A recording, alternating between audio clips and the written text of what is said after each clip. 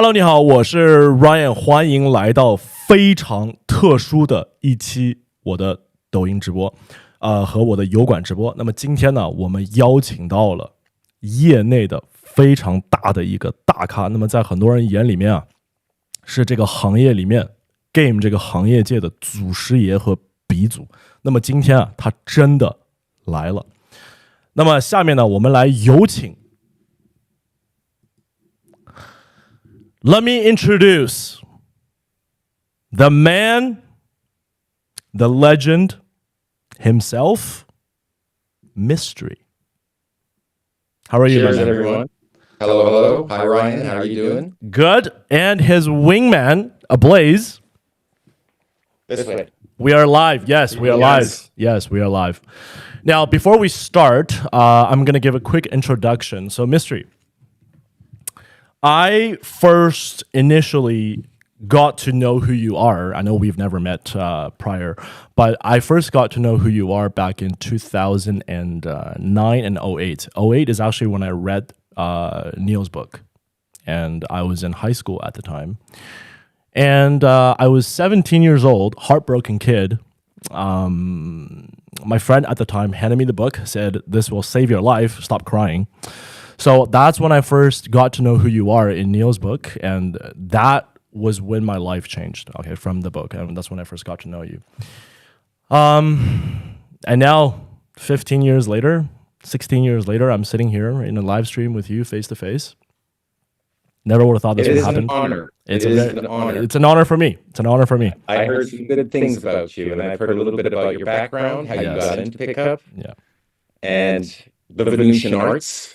Not just pickup. Yeah. Pickup refers to what I believe to be just cold approach pickup. Mm-hmm. You know, from meeting the woman all the way to getting her phone number, and maybe even a kiss. That is pickup. Yeah. But there's still mid-game. What do you do after you picked her up? Yeah. And end game. How do you escalate into mutual seduction? All of that together is what we call the Venusian arts. Yeah. That's the pathway of the Venusian artist. And it goes beyond that, right into the relationship, to be honest. Right, Blaze? Yes, sir. That's what the vortex of love does for us. It takes us the next sequence to falling in love. The vortex of love, by the way, my upcoming book, which I picked every corner of Mystery's brain while writing this book. If you're a Mystery fan, you will find a lot of inflections of mystery throughout the contents. So today I want to open by asking you I wouldn't say controversial question, but it's a lot of doubt that a lot of my viewers, especially students and viewers in China, have wanted to know about you and your mystery method. So today, the very first question is, so in 2024, in today's era, a lot of people are doubting that your method, the mystery method, because you've been known for so long in the industry, that if your method, why and how it still works in today's day and age. So in today's dating, where let's say social media, dating apps, they're very, very popular, right? And people still doing street approaches and people still go to nightclubs. So a lot of people in China have a doubt about how the method would it still work today, because I read your book, Mystery Method. That was the first book I read about, actual book about pickup. So the game is not a how-to book. The game's a story. Neil's book was a storybook. And your book, Mystery Method, yes, so made into a movie, rather. Yes, so I read that in 2009, and that was 15 years ago, right? 15 years ago. So we want to know why it still works today, or if it's outdated. So what are your thoughts on this? Well, my first thought is this weekend I was with my children, but right before this weekend, my wingman from London, Baxter, was in town. I'm in San Diego right now, and we went downtown, and I had a good time. So yeah, it still works. It works better than ever for me because I've put the art into the pickup arts. people are so concerned with the technicalities and the science of it, as I am. Mm-hmm. However, they get stuck there, and it prevents them from having the courage to build a skill set and get out of the house and go game. Mm-hmm. I'm an infielder. Before San Diego, I was in Scottsdale. Before Scottsdale, and ran a boot camp there, an 11-man boot camp over 4 nights, bringing the men out in field. It worked for them. Also, prior to that, I was in Toronto, did a boot camp there. Yep. It worked there. So if people have doubts, let them. Mm. Good answer. Have you always been in field all these years? Yeah. Yeah. Ryan, really I went quick. to Europe. Yeah. Ryan, really quick. My fiance told me there's a little bit of an echo coming from me and Mystery. She's watching in the other room. So I don't know if in between speaking, we need to mute our mics. Maybe that'll help. Ouch. I'm not sure. Is it better now? You can ask her if it's better now. Yeah. Hold on 1 second. Technical difficulties, but well worth the wait, gentlemen. Yes. We'll see. Got some good topics of discussion today. She'll keep an eye out and let us know. Yeah. Sounds good. We're going to be talking today about elegant art of the cold approach pickup, what we call the Venusian arts. There's martial arts. Everyone knows about the martial arts, but very few know that there's a counterpart to the martial arts known as the Venusian arts. It's the art of love. Yep. So I've seen Venusian arts a couple of years after saw the mystery method, and that was kind of like, would you say that's an evolution of your own method? Is that an evolution of what you? I don't. I mean, I've written a book called The Mystery Method: How to Get Beautiful Women into Bed, but my M3 model is not that. I don't go by that anymore. I go by the M3 model, and I go by the Venusian arts. Okay. Yeah. So we just talked about, you were saying how the mystery method, it still works, right? And you've been in field. Yeah. Again, I don't use that term. Okay. How have you changed, or did you make anything different from how you used to approach women, let's say back in the day to even now? Yeah, that's a good question. Yeah. Things are the same in terms of opening sets and running groups. You know, that's the same. My material perhaps has changed, but really what has changed and evolved is what I teach. Back in the day, you know, people are reading a book from, 25 years ago? Yeah, a long time ago. And asking, is it still, you know, does science still rule? Yes, science still rules, guys. Science rules. That said, what I've done is I've progressed what I teach to what I believe to be the most important stuff to get positive results that night. So what I used to teach was just structure, and that is the science of it, the science of courtship, right? From meeting a woman to beginning a sexual relationship, that timeline is what we call courtship.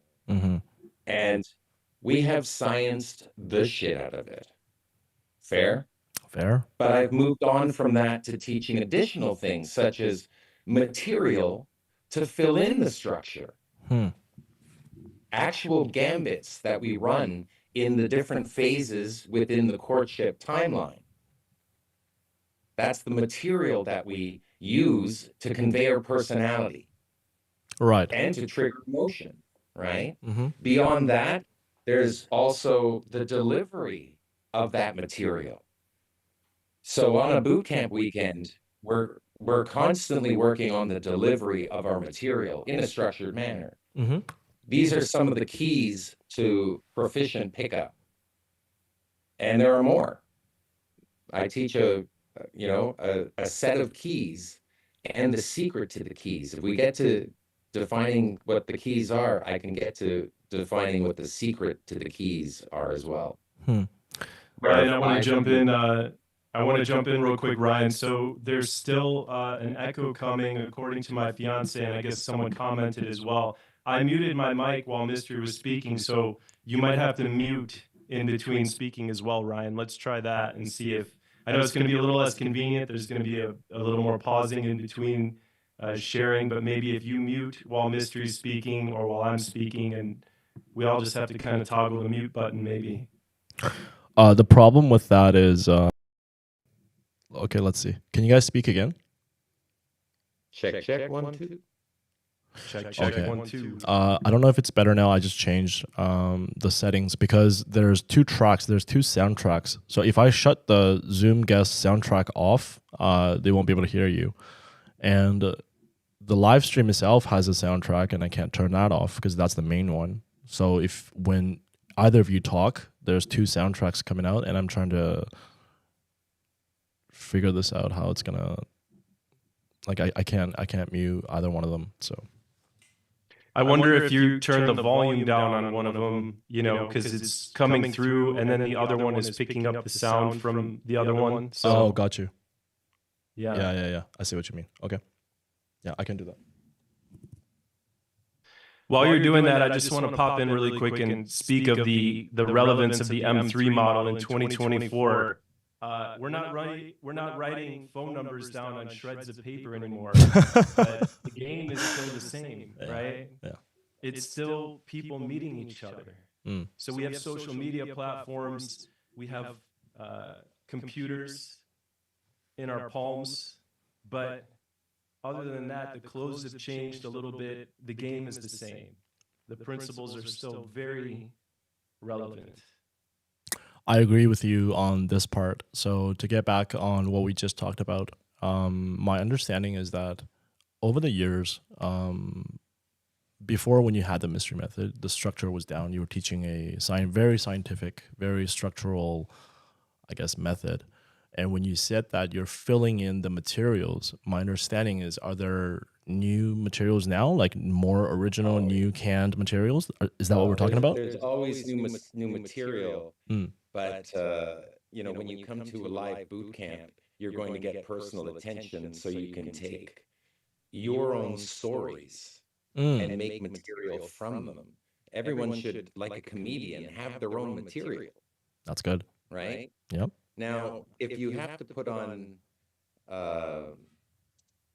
you know, if you have to simplify it at first and use other people's material, I give in my book, Hey Guys, it's a book, a collection of openers. I give over 160 openers.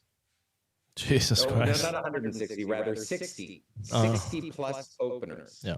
There's a little over 60 openers in there. You only need 5. But I give them as an example of what has bona fide worked in the past. So you read that book and you get an assessment of 60 plus working openers that are tried and true, that have led to success, not only with me, but with some of my PUA friends around the world that I credit within the book. That gives you an edge. It gives you an idea of how to create your own after that. Right? And of course, every comedian needs their own jokes. My fiance is diligently monitoring the comments for us, and there are a bunch of comments coming in saying now that they can't hear us and that the sound is torturous. Someone's actually used the word torturous. Do we want to try to consolidate this to one platform? It is on one platform. I'm not. Okay. Yeah. Because my fiance said.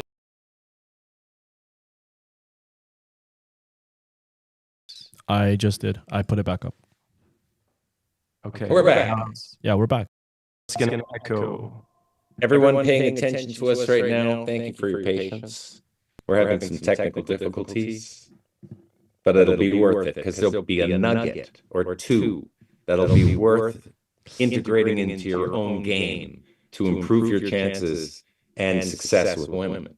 I'm sure that we're going to find something within this conversation. Okay, let's. Are we continuing? Yeah. So off of what we just talked about with the canned material and how there's 60 different openers, a lot of new tried and true I guess, canned materials for people to use. And what I discovered also in the community, people who learn game, I guess, or trying to self-improve in this kind of way is that, and this is what I've seen myself, okay, in real time, is a lot of students or a lot of clients, when they start to use structure and canned material, they tend to become very mechanical and lose emotions. Like there's no emotions. I guess they're using other people's canned material. Because when they're using your own material and putting it in the can. Exactly. That's the metaphor. Exactly. It's a can. Exactly. See, the idea behind it is quite a simple but really potent idea here. Know your opener. Know what you're going to say before you say it, so that when you say it, you don't accidentally go onto a topical thread that tanks the set from opening, or worse, adding ums, ahs, or pregnant pauses where you lose the set. You want to present your best self, so why not know your opener before you open, so that you can very, in a calm, cool, and collected manner, deliver your opener with great delivery and open the set with consistency. So there are people out there that try someone else's material and they're mechanical. It looks fake. They look scripted. There are pickup artists out there who just don't put the art into the pickup arts. They're just so concerned with opening that they don't smile on the open, right? That increases your chances of a set opening by a good 300%. That's true. The delivery is essential. In fact, I would say that structure is everything in pickup, but material is everything in pickup. And yet delivery is everything in pickup. Any one of those keys is going to dramatically improve your chances if you focus on it. But imagine focusing on all the keys. That's the idea here. I'm being informed now. Become great. I'm being informed now by my fiance that we're good. Everyone is saying don't change anything. It's perfect now in the comments. So we are good. Fantastic. Okay, perfect. Fantastic. Good. Fantastic. Yeah. Okay, good. I totally agree with you on that point. And what I see is, because I've been in China for roughly, I think I've been back for 5-6 years now, and I've been coaching here locally, and a lot of people, especially in the Chinese community, their initial reaction or their response to learning game is they think that it's what you say, right? What you say and what you do that works. So a lot of them are trying to avoid come up with their own, I guess, canned routine, come up with their own stuff, because they lack that originality or they lack that creativity in their mind to come up with something to say. And my take on that is they don't have the emotions flowing while they're communicating with someone, because at the end of the day, it's emotional connection. No doubt. Yes. It's a love story, isn't it? Yeah. That's how it should be. Done. You don't kiss her at the first scene of the movie. You kiss her at the end of the movie. That's a good point. Now, on that point, you mentioned kissing right in the beginning. So I don't know if you've noticed a trend in the community now. So worldwide, there's a big trend online that people are trying so hard to race to the finish line, like trying to close the deal in, say, somebody come up with a YouTube video, say how to close a girl in 30 minutes. And then next day, someone will post something with close the girl in 15 minutes. And then there'll be another video, how to kiss a girl in 60 seconds. What are your thoughts on this? How this trend is going in the community? Well, they're all idealisms for the man, aren't they? They're all idealisms. Sometimes you won't kiss the girl on night one when you meet her. Sometimes you won't even kiss her on day 2 when you see her again. Yes. Sometimes you won't kiss her until you're finally in her living room or your living room, and you start to then escalate. Kino, touch, right? Yes. It's up to her, not you. It's as simple as that. You got to leave it up to her. If she doesn't want to kiss you on night 1, well, then kiss her on night 2. If she doesn't want to, well, then kiss her on night 3. Wow. Leave it to her to decide her comfort levels, as opposed to imposing your agenda upon her. I can kiss her in 60 seconds. I've had 60-second makeouts. I've had that. I mean, I've experienced a wealth of experience, right? But that's not the norm. Or rather, that doesn't make a good love story. You know, yes, certainly passionate relationships begin passionately. At least that's my refrain, right? To kissing early. But again, it's up to her comfort levels. So I'm going to be calibrated. I'm going to dynamically assess where I am in the pickup and leave it up to her. And I'm going to change her mood, not her mind. I'm not going to rationalize why kissing me is a good thing. I'm going to instead elevate her mood, change her mood, not her mind. Good. So right? Another thought I have, if I may, this one is a general a bigger thought, is certainly you're leaving it up to her. Oh, you know what? A blaze. I've just had a brain fart. It was an important thought and I've lost it. God damn, I hate when that happens. In the interim, I'll just say this. Escalation is best thought of as an opening window. We don't want to barge our way in as soon as it cracks open, right? Let's wait till that window opens all the way up, maybe even let it hover open for a minute, make her wonder if we're going to close the window, and then we can seamlessly pass through. The escalation window. I have the idea. It was just one of these overarching thoughts. Be lovable. Be lovable. Do you want the girl to love you? She'll give her body to you if she loves you. But play lovable game. Be a lovable person. Be worthy of love.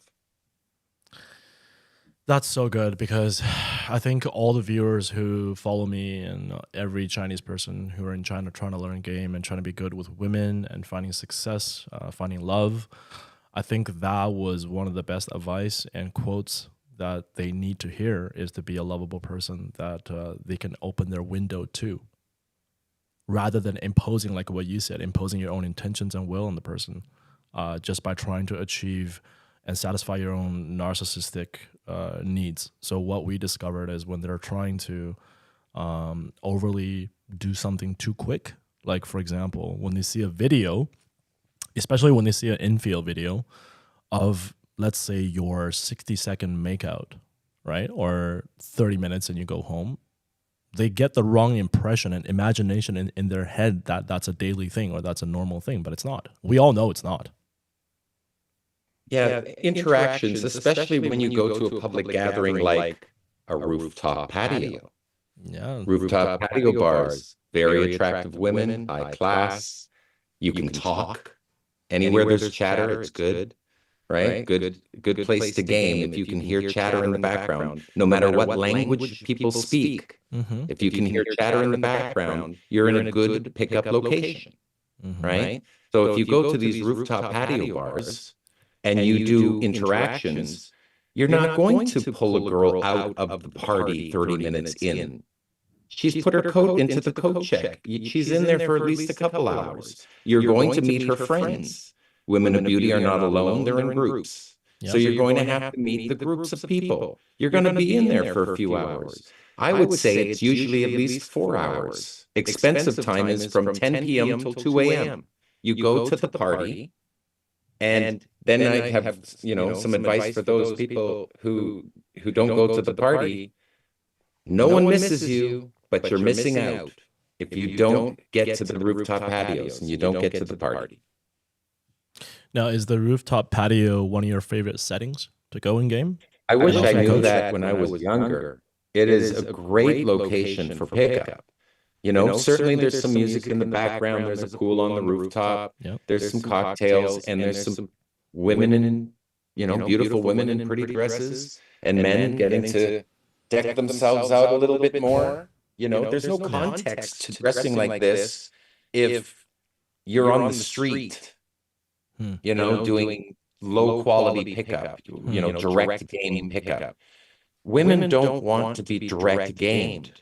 They're done with it. They've been saturated by all the failures of the direct gamers walking in, interrupting a woman's pacing as she walks by herself down the street. And more than that, fantasizing that They're going to talk to a woman and convince her through words to come home with them within 30 minutes. You don't meet her friends. She doesn't meet your friends. That's already creepy. Yep. Right? Your agenda can be seen. Women can feel a man's agenda. They're better at pickup than most men. Right? They can see through our game. So imagine that when you're picking up a woman, you're not trying to pull one over her. You're trying to make her feel good with you. Yeah. What a difference. Being a go-giver rather than a go-getter. When you're a go-getter, you're trying to get something from someone. They smell it and they fear it. They fear the loss. Right? Yeah. So, but if you're a go-giver and you're adding value to the party, get to the party, guys. It's worth it. Right. They're So how I feel from your take and your perspective is that you're quite against, not very a big fan of the street approach. I think going into the building and going up to the rooftop is going to give you a higher perceived value, and you're going to find where the pretty girls are, rather than standing outside of that building like a beggar, opening with the most horrible openers, such as, excuse me. Excuse me is a vagrant's opener. It's a bum's opener. I don't even turn around if someone says, excuse me, right? I'm sorry to bother you. They're already apologizing. I'm sorry. That's terrible. I'm sorry. Being apologetic is terrible. Yeah. And even just voicing that you are going to be a bother. These are all errors, right? Instead, you can simply get their attention by saying, hey guys, get their attention, and then run a point to why you have gotten their attention, which is what we call an opener. Run an opener. Just know your opener. You'll feel way less threatened by the approach. You'll be less uncertain. And if it worked in the past, it'll work in the future. Get good at 5 openers, and that'll take care of your opening phase. You'll just get good at them. And you need more than one because you're going to be opening more than one group in a night. On a boot camp, I recommend, or if you're new to the game, I recommend going to a public gathering and opening 12 sets in a night. In a 4-hour period, you're going to learn a lot. The field teaches.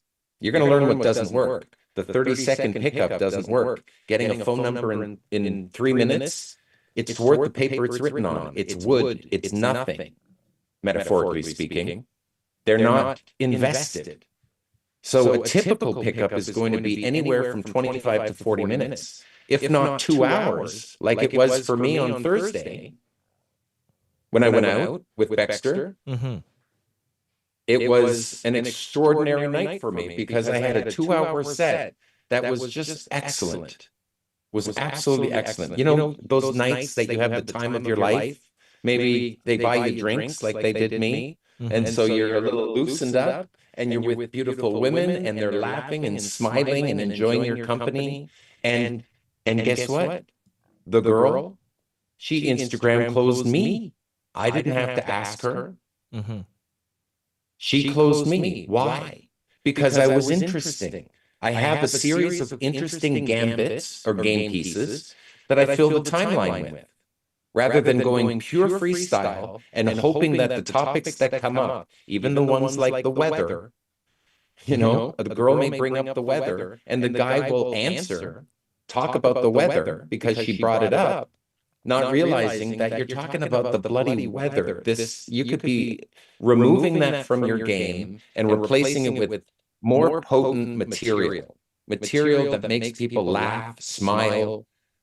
I've also written a book called Book of Negs. And the negs, a neg is a way of disqualifying yourself from being considered a potential suitor. And they're funny. That's the point of it. A good pickup has a laugh track in it. That's when you know you're doing well. If the women are laughing and smiling and enjoying your company and saying, hey, we're headed to the next venue, come with us. And they invite you. That's what a good pickup looks like. In fact, I'll go one step further and say a lot of people don't know what good pickup even looks like. They don't know what a good pickup is. So they don't know how to replicate it. When they hear it's 25 to 40 minutes, they go, how do I fill the timeline? Yeah, that's a big problem. Right? Yeah. Yeah, because most guys are thinking it only takes 3 minutes, like when we were teenagers. Do you like me? I like you. Okay, I'm gonna cut in here real quick. You spoke a lot there about how a pickup should be and what you think is not good. So here's a real problem. Like, this is a real problem that most people are going to face. I don't know how it is I know in US and Canada, we have a lot of patios and a lot of these parties and a lot of these clubs that they can go to and visit. But the problem is in China, a lot of our viewers, especially in Taiwan, Hong Kong, they're not going to have I agree with you because I've been to a patio many, many times. And especially in Shanghai, there's a really nice patio on the Bund along the right by the river and the tower. It's really nice, and a lot of beautiful women there, and very good experience every time I've gone. So it's a complete different experience. Yeah, it's a complete different experience than the street approach. But the problem is a lot of guys are only available because it's so easy to just go outside and you're walking down the street and there's a girl coming off. Maybe she's shopping, she's meeting her friends. A lot of people are into day game. So if they don't have that setting available to them, to the nightclub or the patio, what other ways do you suggest? Because they can't be going to a patio party every night and they don't have that available to them, but they still want to practice game. How about patio parties in the day? There's none. Weekend patio party. There's actually none. Oh, then I can't go. Can I jump in? Yes. I have something to say. I'd have to suggest they fly. Social circle. Everybody says, oh, cold approach pickup doesn't work. It's all about social circle game. Indirect game, the M3 model, type of game that we run, is more closely related to social circle game than it is to direct cold approach. Mm-hmm. We are playing social circle game. When you go indirect, you can use this at a networking event. You can use it at a friend's party. You can use it at a street festival where people are congregating. Yeah, that's true. Yeah. Yeah. And the woman that I had met on Thursday, she was in a preset. There was a guy and a girl with her. So a lot of people will shy away from opening groups and will shoot themselves in the foot by saying, I like day game more. Why? Because I don't have to meet groups. But the hot women are in groups. The hot women have male friends. They're accustomed to men. If you go to a venue and all the girls are on one side and all the boys are on the other side, that's called the high school dance. You're at the wrong venue. You're going to have to meet groups of people, and there will be men in those groups. So you're going to have to open indirect, that is, initiate the conversation in an intriguing manner to get them to invest or at least pay attention to the story, as opposed to hitting on the girl on the open and having her have to choose you based on 10 seconds of first impression. Give me 3 minutes of first impression, and I can convey a little bit more personality in field. Give me 3 minutes. Now it's baby steps. The first opener you use, 10 seconds long, will win you the next 30 seconds, which will win you the next minute, which will win you the next 2 minutes. And then you lock in, that is, get into a sit-down situation with the girl, if possible, or lean up against the bar or sit on a stool, have her join you, and that buys you another 10 minutes. Of storytelling, of conveying your personality, of building a relationship. That is classic. That is your classic method. Very classic. Sure. And for the guys that are insistent on doing day game, fine. If you're going to do day game, but be artful about it. No jogging down the street after women. Do an indirect approach during the day. Strike up a casual conversation, demonstrate a little bit of your personality before you make her decide if she wants to see you again. The day game that I'm seeing these days is, hey, I had to come over here and talk to you. I think you're really pretty. Same direct day game opener we've been running since the mid-2000s. Can we evolve just a little bit? You know, tell her at least you like her energy or something besides her looks, you know, or better yet, don't comment on that and strike up a more casual conversation. Get 15, 20 minutes in before you suggest grabbing a smoothie, you know, this one and done, this fast day game, this one note song, you know, be more artful with it. I like that. Both my thought is this may blow people's minds. I do day game. I know you do. Day game. That's what I want you to share about your day game. Don't let the sun dictate whether you can pick a girl up or not. You know, day game versus night game. Anyway, I'm the guy who created the list of verses. You know, the different schools of thought: direct game versus indirect game, day game versus night game, single approach theory versus group approach theory, and then all the way down. I'm the guy who took the time on a computer and wrote those distinctions. And then the industry specialized into the niches of those different schools of thought. I am all schools of thought. I'm mystery.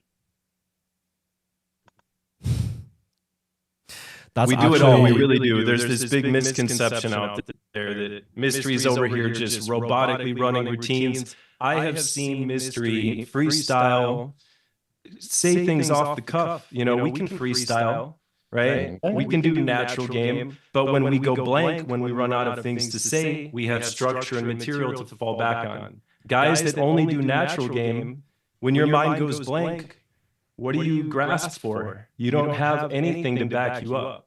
So the technical side of the game is very much worth getting into, getting deep into. You know what is really helpful for someone who is first learning pickup? To have a list, literally on your phone, a list of core material. Now, what does this consist of? 3 openers, 3 demonstrations of higher value stories, 3 qualifier questions to get her to invest, and 3 comfort games to get her comfortable with you once you're seated one-on-one with her. 12 gambits, 12 game pieces, 3 for each of the first 4 phases, from meeting her all the way to sitting down with her, building comfort with her.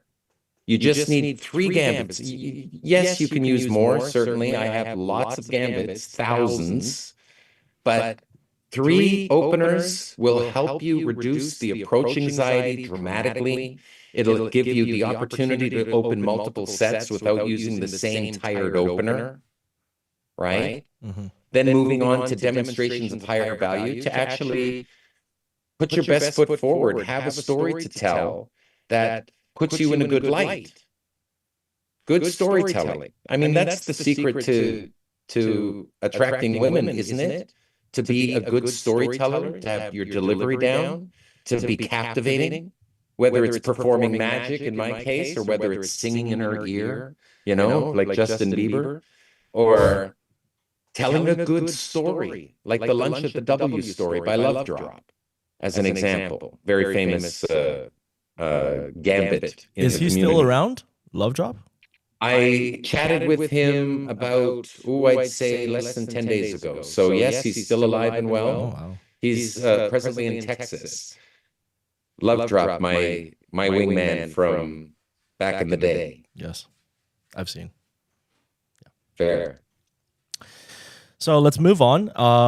I get your take on the whole structure and how to game, and maybe that was your advice to people who even want to go and try out day game, have gambits ready, right?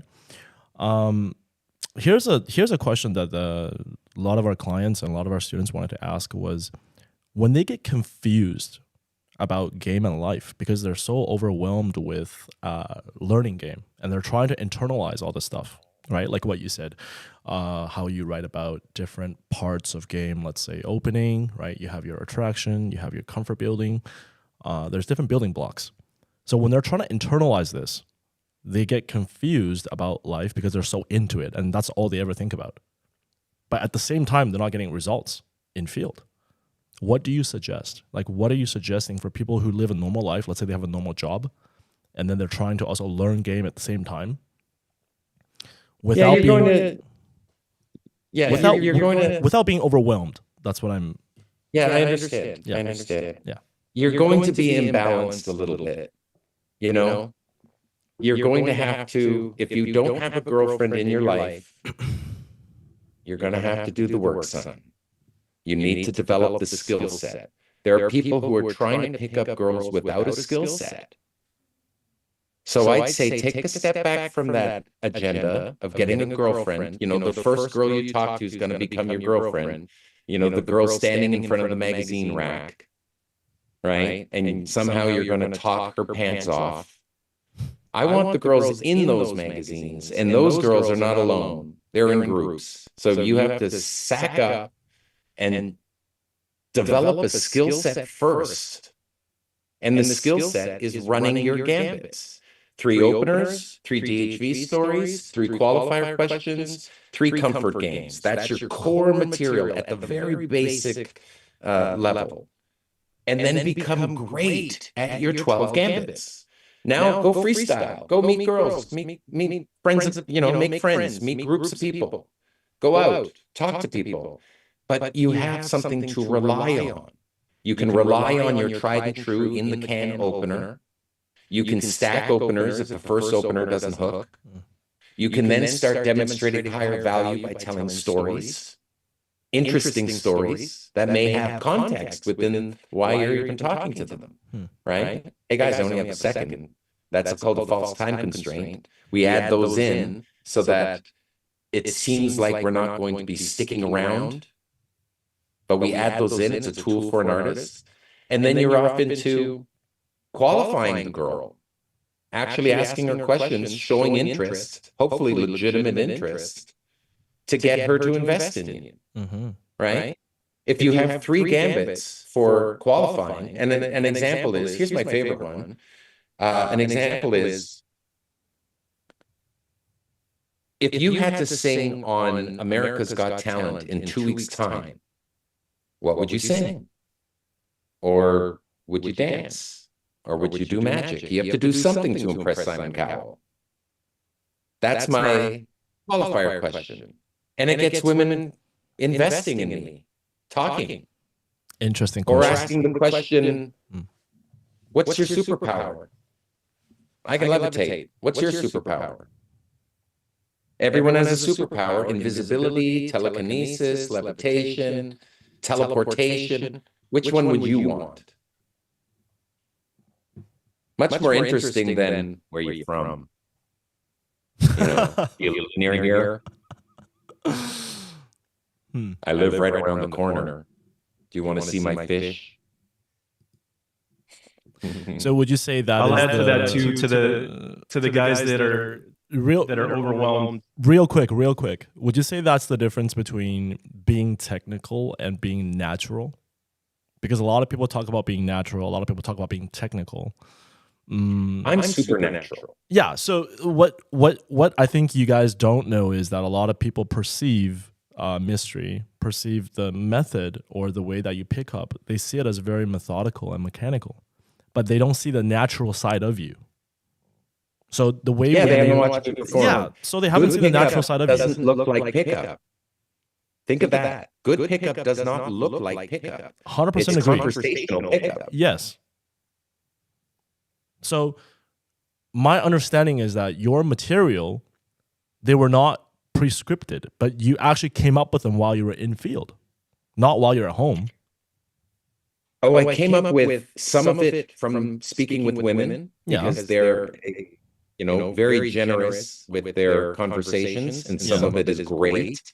And so I would find myself talking about those topics.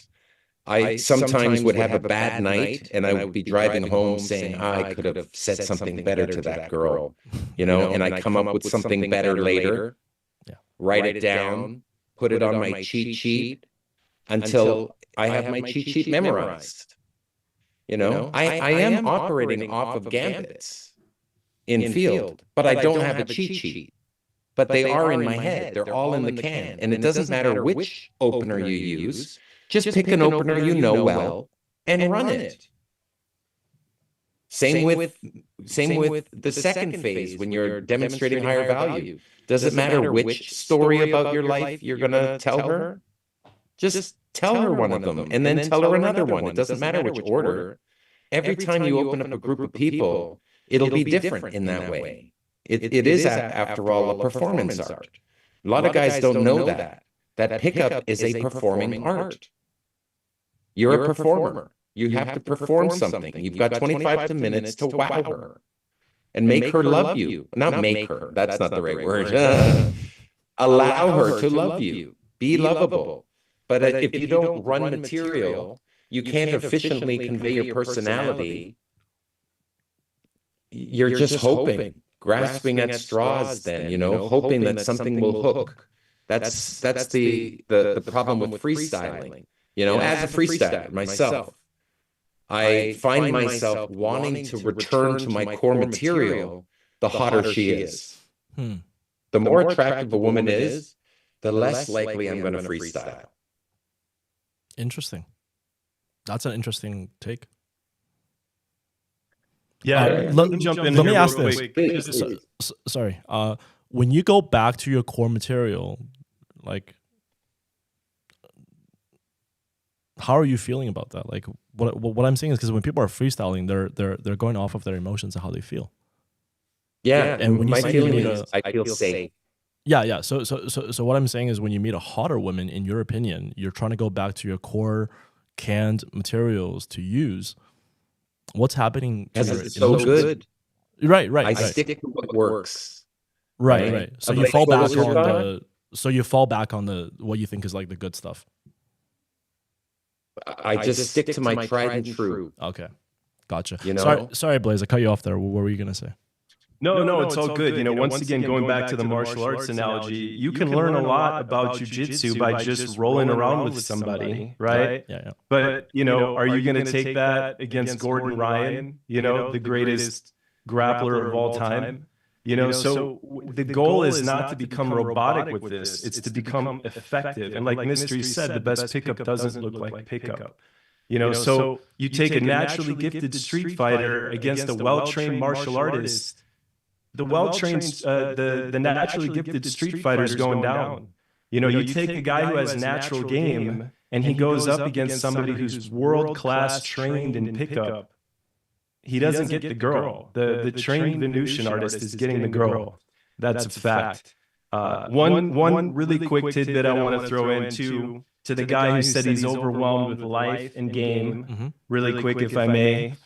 Maintain an action to study ratio that is leaning towards action. Optimize your training, focus on infield training. If you know these concepts inside and out, you may need to detox a little bit.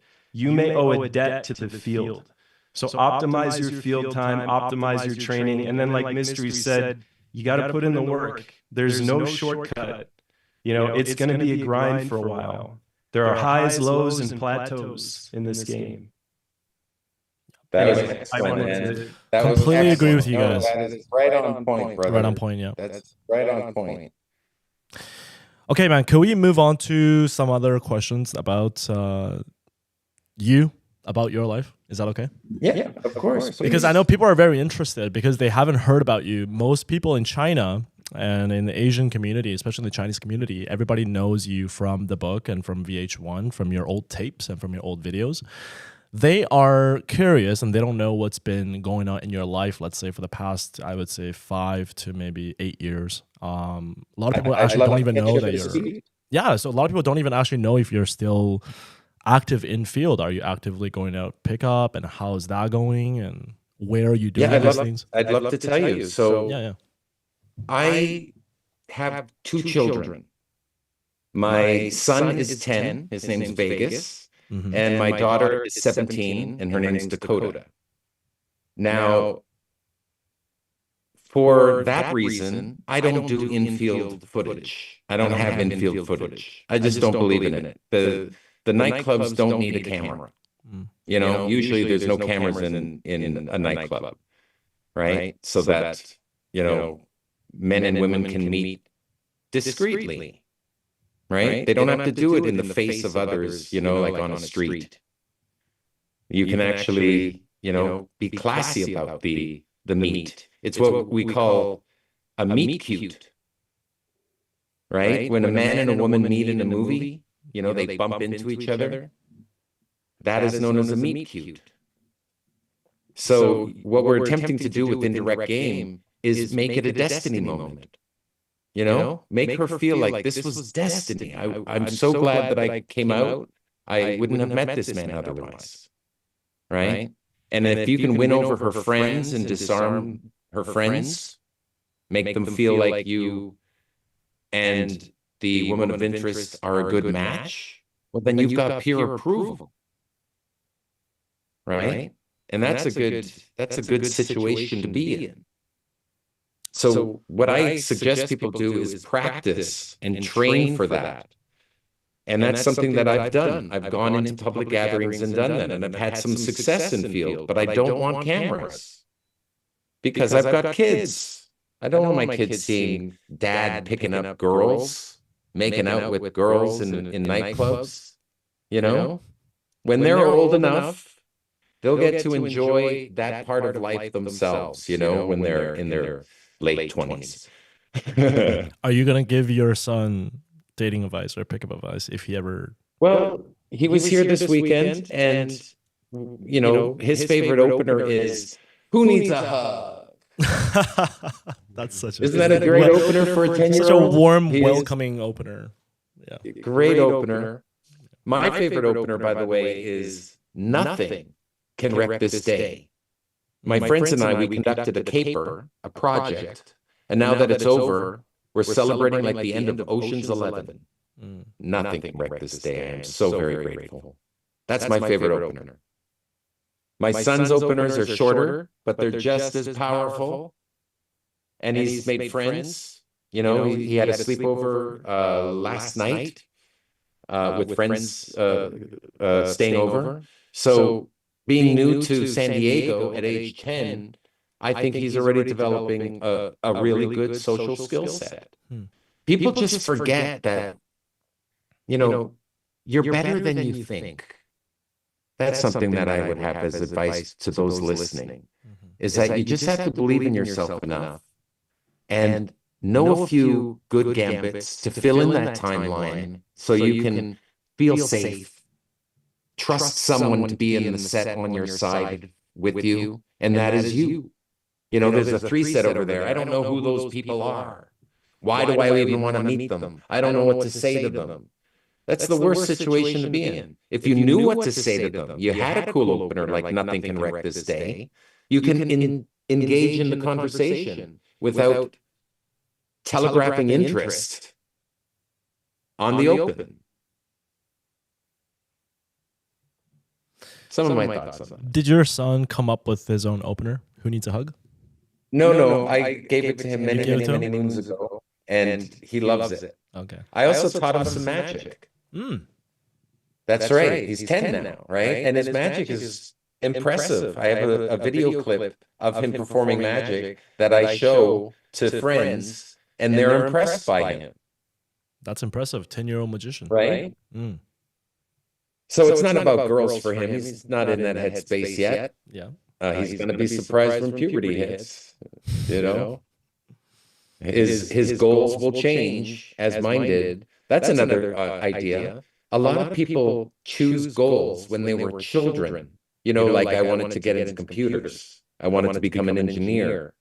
But then puberty hits, and engineers don't attract women generally, even though a lot of engineers become billionaires. Right? But then they have girl problems later.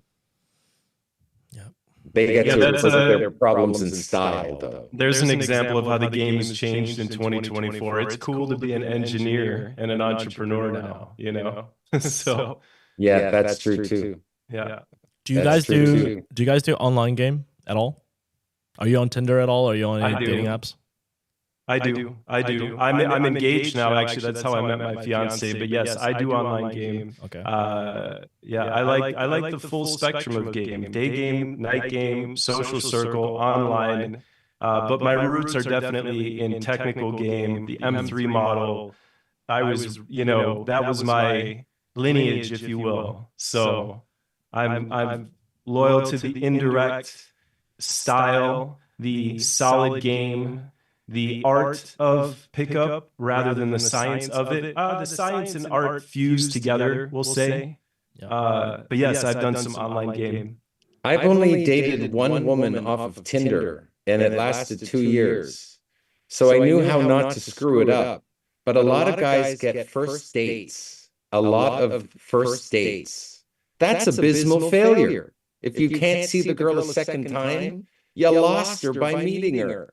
She was interested in you by your profile, and then you went on a date, and she never wants to see you again. You gotta get some game, son, if that's your problem. If you've been on more than 3 dates, and you've lost all 3 girls, you're working without a skill set. Yeah, can we just be clear real quick? Mystery says he doesn't do online game, but the one time he set up a Tinder account, the first date that he went on, the girl became a 2.5-year girlfriend of his, or 1.5 years or whatever. And she was beautiful. She was very nice. I met her in Toronto. So Mystery doesn't do online game except the one time he knocked it out of the park. He stepped up to the plate once and, So you're 1 for 1 online. The reason I generally don't do online game is because it seems to me to be quite saturated. That's all. Mm. Yeah. It's a saturated what is it, industry? Saturated market. Though. Very saturated They've shown market. statistics where the top 5% of guys have options with the 90% of women or whatever. So it's kind of feast or famine online. You're either crushing it or you're starving, and then there's some in between, but that curve gets steep. So It sells hope and generally doesn't deliver. Mm-hmm. If you don't have a skill set, it doesn't deliver. I'm curious, leads to my next question to you. With your online experience, which leads to my question about texting. So a lot of guys have problems texting. I mean, they have, I think most people who get into the industry who has read your book or learned the methods and seen some stuff from almost anyone, they could go out and maybe get a number. But in China, what we do is they get their WeChat, which is our communication app or our social app. And once they get someone's contact information, a lot of people have problems texting. What are your thoughts on that? Like, do you have the same structure as you do for in-field for texting? Like, you have the same canned materials for texting, same thing? Or what's your take on that? Well, there's 2 situations for texting. One is going online, like on Instagram, and trolling strangers and throwing texts at strangers in the hopes of convincing them to come over and have sex with you. I don't recommend using Instagram as anything than what it is, a communication tool with your friends. So if you're trolling strangers, I don't recommend that. It's very low probability, low value as well. And yes, have I tried it? Of course I tried it. There's beautiful faces. I don't know who they are. They could be men, trying to catfish. But there I am, sending messages anyway, and being creative about it, and doing all manner of experiments. It's generally considered quite low value to try to pick up a girl that you've never met on Instagram, right? Especially if she's gorgeous and she has 6 million followers. Come on, you're really reaching, But differently is, what if you meet a woman in real life and her group? Okay, you won't meet a girl by herself. Get rid of that fantasy, guys. What do I say to that one girl to get her to like me? That doesn't help. What do I say to the group of people to get peer approval so that I can work into a sit-down situation with my woman of interest? That's a better thought to have. That's what we got to prepare you for. That's why you need a core materialist. Fair? What was the thought, Ablaze, if you don't mind? Well, the idea was building a solid connection, peer approval, then getting the number. So many guys wonder, what do I text the woman? It's not what you text her, it's the connection that you build before you start exchanging messages. Now you have her on Instagram. She's a person you've met in real life, and she's on your Instagram. Now you use it as a communication tool. And rather than texting like a teenager, just press the button. It's a video phone. It's built into Instagram. Press the video button. She answers it for her friends. She dolls up and puts her makeup on every day because she's getting phone calls from her friends. She'll answer if she wants to. You know, if you're Leonardo DiCaprio and you call a girl, is she going to answer? She's going to quit her job to answer that call. So all you have to do then is when you're picking her up, convey that you have high value, just like Leonardo DiCaprio does, and she'll treat you like that. She'll treat you with respect and dignity. But you have to earn respect and dignity, and that's where the pickup comes into play. You know, you work a set, or a group of people is a set for 25 to 40 minutes, get her contact information, and then either that night or the next day, start conversing with her. Actually video call her, shoot the shit with her. You don't have to hide behind text. Text, I believe, is mainly for logistics. Sure, you could run a gambit if you want, run, you know, something that'll change her mood. But it's very difficult to be a great poet for a lot of guys, you know, writing poetry to a girl, whatever it is. It's poetry. Hey, Love Drop just sent me something. So he's alive and well.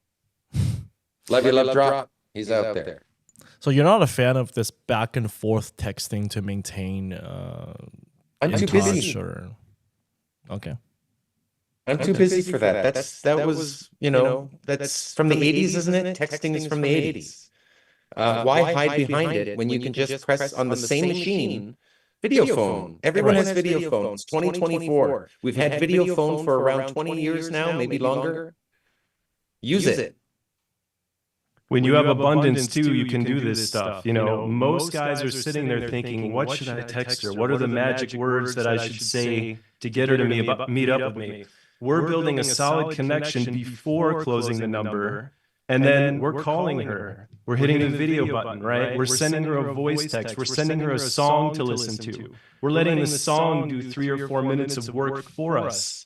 We're occupying a larger amount of space in her mind, right? So what we're doing is separating ourselves from the typical dude. You know, I'm not in a rush to meet up with her. I use it for logistics, certainly, but there's a bit of personality that can be conveyed through text. And when we don't rush to meet up with her, once again, that's what most guys are doing. Hey, when you free for coffee, can I take you out to dinner? You know, the art, again, where's the art? We're all about the art. Yeah. Good stuff. Good stuff. Sure. Leads to my next part. Now, back in the day when I used to read about your mystery method and watch some of your videos, I remember you saying that generally from meet to sex, you said it would be roughly around 2 to 4 hours of FaceTime. Now, is that still go in your ideas? In the book, The Mystery Method, How to Get Beautiful Women into Bed, I wrote about the 7-hour rule. Right. Generally, a pickup is, again, it's up to her comfort levels, not yours. But generally, it's going to be anywhere between 4 and 10 hours. If it's less than 4, which you can do with good logistics, you know, if you have an Airbnb in the entertainment district of a city and you meet people at the rooftop patio bar or on the street, and you invite them back to your house, and you have a little gathering at your place, and you know you get to sit out on the balcony and enjoy the fire pit together, right? You could do it in 2 or 3 hours, and that may be fast for a lot of women generally. But passionate relationships begin passionately. So you can reframe it for a little early seduction if the logistics are handled. But generally, it's going to be 4 to 10 hours. If you're over 10 hours, you're falling into the let's just be friend zone, right? And if you're under 4 hours, you're compromising her comfort levels. You're hitting on her too soon. It's like hitting on a girl by saying, hey, maybe we can go out sometime. I've seen guys do that. Hey, maybe we can go out sometime. She's out now. Be out now. She's dressed. What would you do if you were out with her then? Do it now. Yep. Have a 2-hour set. As opposed to a 3-minute set, get her number, and then call her over to your house. Yep. People are shrinking it. And the neat thing is, if you lengthen the timeline, making it an actual love story, right? If you lengthen it, she'll shorten the ending for you. You know, if you have attraction, mutual attraction, and mutual comfort, you'll have mutual seduction. She'll seduce you. Women are better at seduction than men are, or at least better than me. I agree, 100%. Oh, you know my seduction skills? Structuring opportunities for her to game us. That's right. It's a different narrative, by the way. One narrative is the guy chasing the girl. I don't like that narrative. I prefer the girl chasing the guy. I prefer opening 2 groups of people, each with a hot girl in them, and letting them meet each other and fight over me. A challenge is set. It's a little harder work in that you have to open 2 sets, but then you have 2 girls who are frenzied for you. And you let one of them win. It's just different game plans. Right. Now, what advice, I want to know your take on this, because we just talked about the closing hours. So from meet to closing, generally you just said that a passionate relationship starts very passionately. Now that's a great line. I think that's a great expression. Now, a lot of guys have problems with if they close too fast, and they'll come and ask you questions like, well, I slept with her too fast, too quickly. Now she's ignoring me, she's blocking me, or she's not talking to me anymore. I can't get her on a second date because we slept too fast. Now, in your opinion, are there any ways to recover from this? Like, what would you say to the guy who comes to you with this question? Well, that's what we call buyer's remorse. There you go. It's because you compromised your comfort levels and, overstepped your bounds. If you call her again, she knows you just want sex, right? You don't want to be her friend. So I resolve that by knowing that it takes generally 7 hours, based on my successes and the successes of dozens of other POAs around the world that I've had the good fortune to game with. That reminds me, by the way, one common thread that all the great POAs that I've met around the world possess in their sets: a laugh track. If you have a laugh track in your sets, you're doing it right. The best POAs who have women in their lives, they're laughing and smiling all the way to the bedroom. That's very good. The serious pickup, trying to bed her with your seduction skills. I don't know, maybe there's this guy who's out there who's, a great seducer. Maybe he's better than me at seduction, but I'm an attractor. I'm very good at attracting a woman from within a group. That's my skill set, and I can teach that, because what one man can do, another can do. I believe in that strongly. I'll say this too: in the event that you have sex quickly and you feel like you've triggered buyer's remorse, post-sex comfort, you've got to make up ground in the comfort building stage now if you didn't cover it initially. Many women are used to guys slowing things down too. So sometimes they will actually have sex quickly, and then they'll pull back to see how the guy reacts. And this is where we have to keep our cool. This is where we have to do post-sex comfort.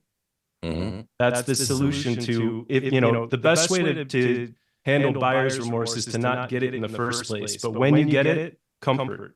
Go back to comfort and attraction building material post-sex and slow the sex part down again. Become a friend. Great advice. Become a friend, exactly. That's great advice. Because a lot of people forget that after they get what they want. Because they just want the sex, and once they get it, they forget the whole comfort thing, and the girl's out the door and you never see her again. Yeah. You don't want the girl feeling like she just uncaged a wild beast. You got to put the beast back in the cage. until it's ready to be unleashed again. So yeah. Mm-hmm. Mystery, let's talk about attraction, because you just said that you're a big attractor. I know you're big on attraction. You have your own take. You have your own ideas, your whole ideology. I think Mystery Method is entirely built, mainly focused on attraction itself. And this is what you used to talk about, the male to female and the female to male attraction. That, my understanding is correct? Well, let's talk about that. The first phase is opening. We've all talked about opening. Using openers will reduce your approach anxiety. But the next phase is where I demonstrate value and she reciprocates with IOIs. She shows me indicators of interest. I DHV, she IOIs in the second phase, right? I show my best, I put my best foot forward, I create my first 3-minute impression with a story or two, hopefully with humorous parts to it. That's the whole point of the story, to have a point. The point of the story is to have a point, right? And usually you have a laugh point, right? Well, that's the second phase. The third phase is the mirror opposite of the second phase. Again, in the second phase, I DHV and she IOIs. And in the third phase, she is allowed to DHV to me by my asking her questions. And I IOI her, show indicators of interest for her having said, for having her answer. They're mirror opposites. So I attract her first. She shows enough interest for me to then say, okay, slow it down, Speed Racer. Is there more to you than meets the eye? Which is a qualifier question. She answers it. She says, well, yes, there is. And she gives me an answer that is, compelling. And I'll say to her, no way. Your first impression was sort of neutral, but now as I get to know you, you're quite incredible. Very different from what I anticipated. I thought you were one of the zombies on the planet, but you're not. You're a shining star. If they don't show attraction in the if they don't show attraction initially, are you gonna keep stacking, or? Well, I'm not going to see. What a lot of guys do is they go in field, they talk to a girl, they may even banter out of politeness for 5 or 10 minutes, and not receive indicators of interest that are compelling from the woman, and give up.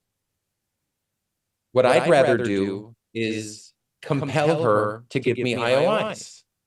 I demonstrate higher value or do instant value demonstrations, right? Like if you can sing and you sang in front of a girl, or if you played guitar and you played guitar in front of a girl, that could make the real difference. She can see your personality through your art. My art is magic. Some people's art, especially in pickup, most people, it's storytelling. Right? It's the ability to spin a yarn. It's the ability to get people laughing. It's telling comedic stories, being funny, being witty, conveying these. And you can do that with the core list, with the list of core material to fill in at least 3 gambits for each phase, for the first 4 phases, until you have what we call consistency. I remember, this is a little story about Neil Strauss, who wrote the book, The Game, that got you started, right? Neil's first 6 months were hard, difficult. I can imagine. In the first 6 months, he had no girls. I watched it. I was there with him throughout it all. I was having success. He wasn't.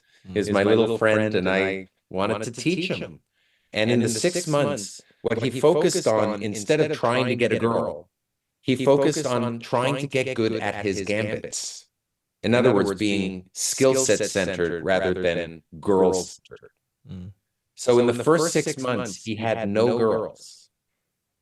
But by doing it this way, in the second 6 months, he had 70. 70. So get good at the skill set and then use the skill set. If you try to just use whatever skills you don't have, you're going to get some shitty results and you're not going to want to play anymore. And in fact, you may even get bitter and angry and hate women. I personally love women. I love women. I love women. I love hanging out with them. I love going out. I love meeting them. I love laughter. I love smiles. We have some couple drinks, back to the pad, hang out, put some music on, maybe some snuggling and cuddling. It's a wonderful lifestyle, you know? It's a very wonderful lifestyle. Blaze, you're very similar. I mean, you fall in love. He's had a few girlfriends since I've known him that he had fallen in love with, and now he's engaged to be married. That's how in love he is. That is a big deal. That's a big deal. I'm engaged, man. Yeah, You're I engaged. didn't see it coming. I didn't see it coming, and here it is. I was all ready to release my book and travel the world with mystery, and then boom, she had to come in and mess everything up. I always She joke with her, hears she this. messed She's everything watching up. this. That Yeah, reminds me, watching. I did have a tour in Europe that I called Mystery is Single Tour. And then we went to Belgrade, and the very first set on the first night turned into my girlfriend for 4 months. So we had to change the name of my tour because the first night I met a girl that became my girlfriend. Mystery is no longer Single Tour. Nice. I wanted to add to what the original question too about if you don't get IOIs from the girl right off the bat. Typically, when I'm going into a set, and Mystery does this as well, we're not looking for IOIs. We don't want the woman to see us looking for IOIs. We're running our material and we're looking for IOIs on the sneak. And if I don't see IOIs, I blind myself to it. I get fascinated by my own material, and I trust that the IOIs are going to come out at some point. So don't go into the set, wondering if the girls are attracted to you. If you get level 1 attraction, this is what I call level 1 attraction, where the girl's instantly attracted to you and you see IOIs right off the open, great. If we have that, awesome. If we don't have it, that's not an excuse not to go in. Go in, blind yourself to the responses you're getting, run solid material. Don't completely blind yourself. If you're getting, really negative social feedback, certainly calibrate, but don't be too obsessed over the IOIs off the bat. Women are typically not attracted to men so quickly. They see attractive men, and then 5 seconds later, he does something and they go, oh, never mind, right? So they're not so won over by your looks. Let her acclimate to your manly face and your material, and trust that the IOIs will come. Nice. I elicit IOIs. I run gambits that get positive reaction. Smiles, laughter, twirling hair, things of that nature. I will passively look for these indicators. And when I have 2 or 3 of them, I'll then move forward, not to comfort, not to kissing her. I'll just move forward to qualifying her. It's a high-valued male behavior to qualify a woman, to ask her questions, to challenge her intellect, and get her to answer answer in a thoughtful manner. Good stuff. Baby steps. I wanted to go back to what we said earlier because we got really excited talking about this. You said a word earlier. A lot of dudes get frustrated and end up hating women, which reminds me of the red pill community. I want to get your take on that because red pill has been big since after the book came out. I think red pill got big in early 2011-12 when it was starting. So in China right now, in the past couple of years, I would say 4 or 5 years, red pill has been really popular. And a lot of people have been reading and watching red pill content, which start to make them, like you said, hate women, hate themselves because they're not getting results in their life. They're not getting results in their dating lives. So what's your take on red pill? Ooh, that's a big one. That's a big one. Just came to my head. Just to minimize this big topic. Yeah. For my own entertainment's sake. Yeah. The metaphor comes from a movie. comes from the Matrix. Yes. Red pill. Yes. Red pill, blue pill. Right? If you've seen the movie, you don't have to take a side. You can be both. You can have cognitive dissonance and have both. You know, you don't want to be ripped off by women who say, buy me a drink. Right? And then you buy her a drink and she says, thanks, now fuck off. That can happen. Yeah. Right? Yeah. So of course you don't want to be taken. Or a dumb situation that Blaze was in. Do you remember that in Kiev or in Odessa? Oh man, do I even want to tell that story? Do you even want to tell that story? But it can happen. This is, you know, what people are afraid of happening. Right? Do you want to tell that story? I'll tell the story. I'll give the condensed version real quick. So I was in Odessa. We were doing a boot camp, right? I met a woman online. I met up with her. We went to a bar, had some food. I think had a few drinks. She was with a friend, by the way, which was the first kind of red flag. Okay, she was, you know, speaking English to me on the app, and then all of a sudden she had a friend with her as a translator. My spidey senses went up, but these girls did a good job of building comfort with me at a few venues, and then we went to a club of their choosing. Okay. We got a hookah, we got a fruit platter, we got a carafe of vodka, we're dancing and all this. I told the server, nobody puts anything on the tab except me, okay? The end of the night, he brings me this tab, and mind you, I've been doing the math in my head, okay? I wasn't falling over drunk or anything like that. I had my wits about me. They bring me a bill for like $2,000, okay? There's no way it was $2,000. I was expecting to pay a $100 bill, maybe a $150 tab. I mean, we were in the VIP section. If we're going to go to the club, let's do it right. You know, we had a good time and everything, but $2,000, I took this bill and I threw it up in the air like this. And I said, get this the fuck out of my face. This again, why do I even want to tell this story? Yeah, right okay. Well, next story. Long story short, I had two big bouncers screaming in my face. I was refusing to pay this tab. Don't ask me where this came from, but I finally decided to act like I was some big shot. And I pointed in the guy's face and I said, okay, I'm going to pay this bill, but when I get back to Chicago, I'm going to make big problems for you and you and you. I pointed at these guys like I was some big shot. Who the hell am I, right? So I ended up paying them a few $100 and I got out of Dodge. But these women were in cahoots with this. So they were getting kickback. My quick thing on the red pill is learn a bit about the red pill, but don't become consumed by it, right? Too many guys learn a little bit about the dark aspect of female nature, and then they dwell on it. They go down this rabbit hole. Learn a little bit about hypergamy. Learn a little bit about female nature, the dark side of women. They're humans too. They're allowed to have a dark side too. Like men don't have their dark side, you know? But learn a little bit about it and then get on to playing the game. We're about playing the game. We're not about sitting around discussing how terrible women are. And that hasn't been my experience either. I've met some women that fall into this category that the red pill dwells on. They're not for me. You know, I get those women away from me and I focus on the vast majority of women who are wonderful people. Mm-hmm. Qualify. It's so important. It's a phase in the structure. Qualify the girl. Look for red flags. Ask her questions that get her to think so that she's not just giving you standard answers. You know, no yes or no questions. On that note, let's take a turn here.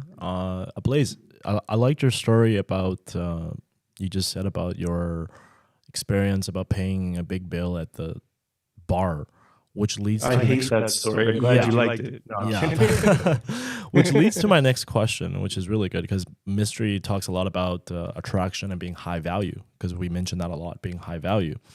Now, what do you tell the guys who are, you know, in China or any other Asian countries like Korea and Japan, in China, especially in, let's say, Taiwan or mainland China and Hong Kong, that they have this belief growing up that high value only means having enough money to women, where they believe that I need to have enough money to attract women, and if I don't, I have low social value, low social status. No one's gonna talk to me. I don't have the ability to pay for stuff and be a provider, yada yada yada. What's your take on their thought about having money equals high value? You can't bring your money into the club in amazing ways other than flash cash. You can have some flash cash. You can maybe buy a bottle, but you can't bring your car into the club. You can't bring your mansion into the club. You can't bring your yacht into the club. You have to game, son. You got to open the set, stack openers, demonstrate higher value, qualify, move the set into a sit-down situation so that you can build comfort. See, all that has to happen anyway. Whether you have $100 in your pocket or 1,000, it doesn't change the game. The whole point of having some flash cash is to show her that you're not going to mooch off of her. That's it. That's a good idea. It's not out to impress her with my flash cash. Oh, look at me, I've got money. Right? This is personality conveying game. We're going to win a woman's heart by her with our personality, not with our accolades. What do you tell the guy? What do you guys tell the guy who doesn't have enough money, so he doesn't have enough confidence to go and approach? Like, what do you tell a guy like that? What do you say to him? So here, can I take this one, Mr. real quick? Because I actually talk about this extensively in my upcoming book, The Vortex of Love. Ding. I like to think of all of the evolutionary and economic mate selection theories as standard value, okay? We know what women are attracted to across culture, across time. They're attracted to resources. They are attracted to money. They're attracted to big muscles. They're attracted to survival value, okay? But there are other mate selection theories. For example, ideal mate theory, IMT. Okay, this says that every woman has a unique psychology based on her upbringing. What does she find valuable? Okay, so you got to get, once again, similar to the red pill advice, learn a little bit about the standard value stuff. What are women attracted to on the whole? And then get on to developing your own unique displays of value, right? Your UVP, your unique value proposition. I assure you, there are plenty of women out there that are not going to trade you in for the CEO of the company, right? You're hardworking, you're a kind man, you have a nice personality, you have hobbies. Don't dwell on the standard value stuff. Learn a little bit about it, and then just put your blinders on and develop a style of game that is right for you. Don't get discouraged by that. I promise you, there have been times in my life where I had money. There have been times in my life where I was broke. There have been times in my life where I was in between, and I had plenty of love in my life.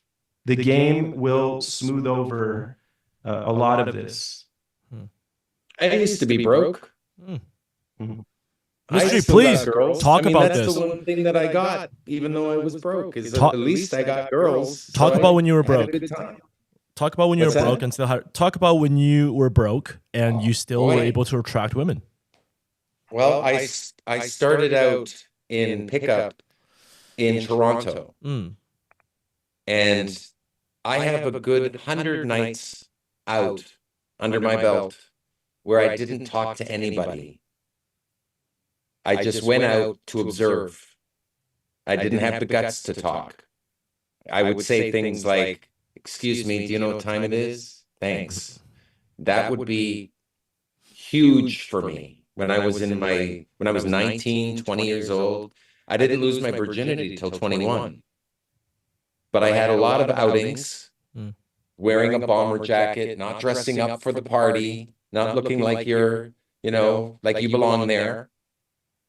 Just guy off the street, not smiling, just looking, just gawking, not being the life of the party, not joining the party, not adding value, right? Not opening sets. So I think what happened is I just had enough. I wanted to have fun out there. So I came up with a rudimentary structure at the time called FMAC. Find, meet, attract, close. You have to find them, You have to get out of the house and go to where, some public gathering, day or night. And then you have to, after you find them, you have to meet them. You have to actually meet them. I'm so sorry, guys. You want to meet your next girlfriend? You're going to have the courage to face her head on and strike her heart. Just like killing a dragon, you have to face them head on and strike their heart. You're going to have to face beauty. You're going to have to meet them. Then you're going to have to say something to her and her group to attract her, to get peer approval.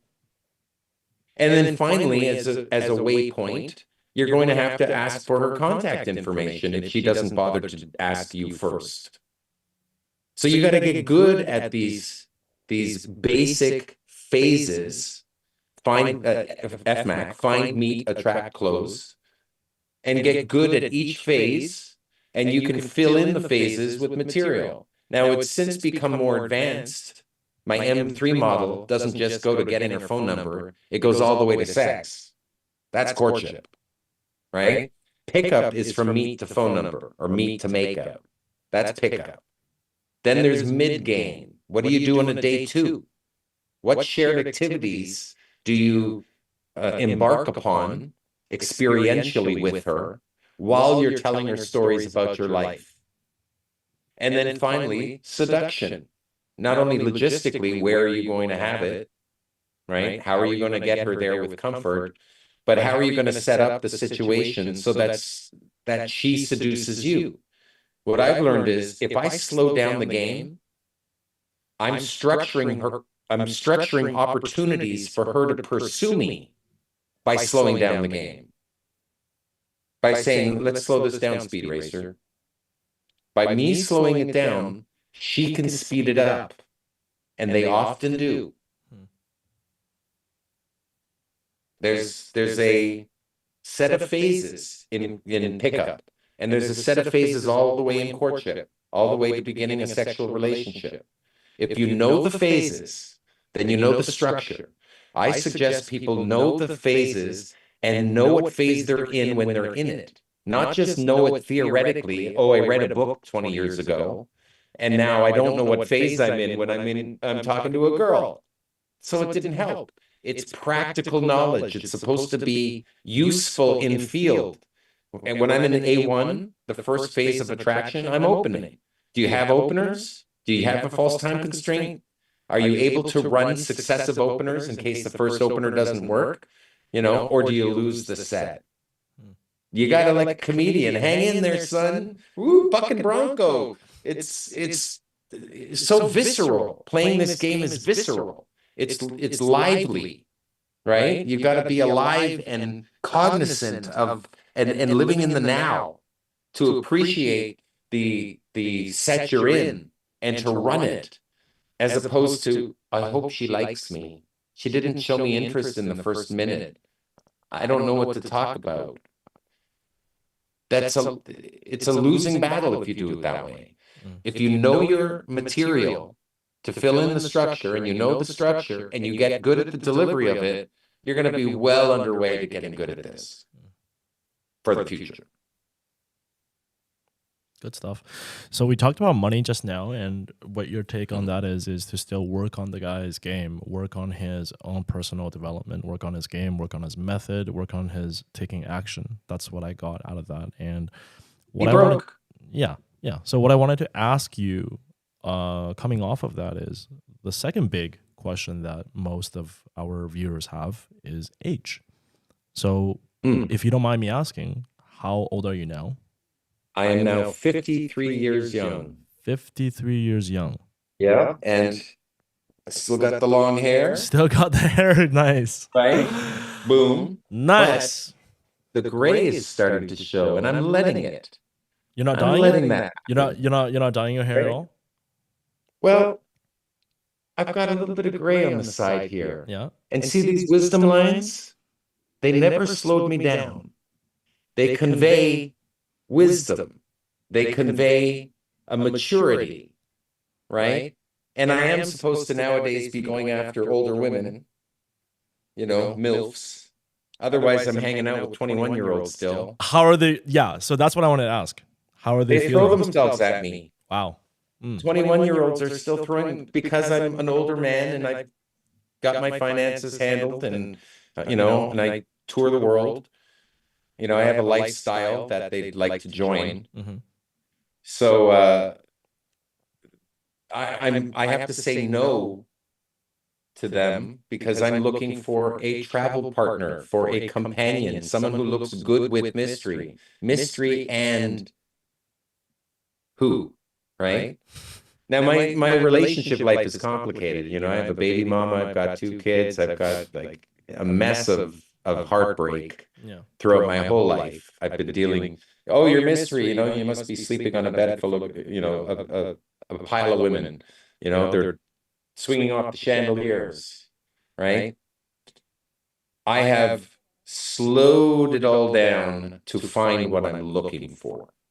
That's what I'm doing, and I'm very actively looking. That's why I came to San Diego. It's also warm. The girls are in sundresses out here. So age is not an issue at all? I would say if a girl asks you your age and you're older, don't flinch. Don't flinch. Good advice. I can always say, here, feel the sexy boy skin. And to think you're never allowed to touch again. Yeah, too many people are very concerned about their age. They think that they're too old for this, especially guys who are going into their 40s. We have a lot of clients who are in their mid and late 30s, and some are in their 40s. And a lot of fans ask this question too in our videos or our live stream. They say, "Am I too old to start this?" And I think one of the best examples was Neil Strauss, because when he met you and when he started this, he was not in his 20s when he started this. Yeah, he started a little later in life. I started at 21. Yeah. That's late too.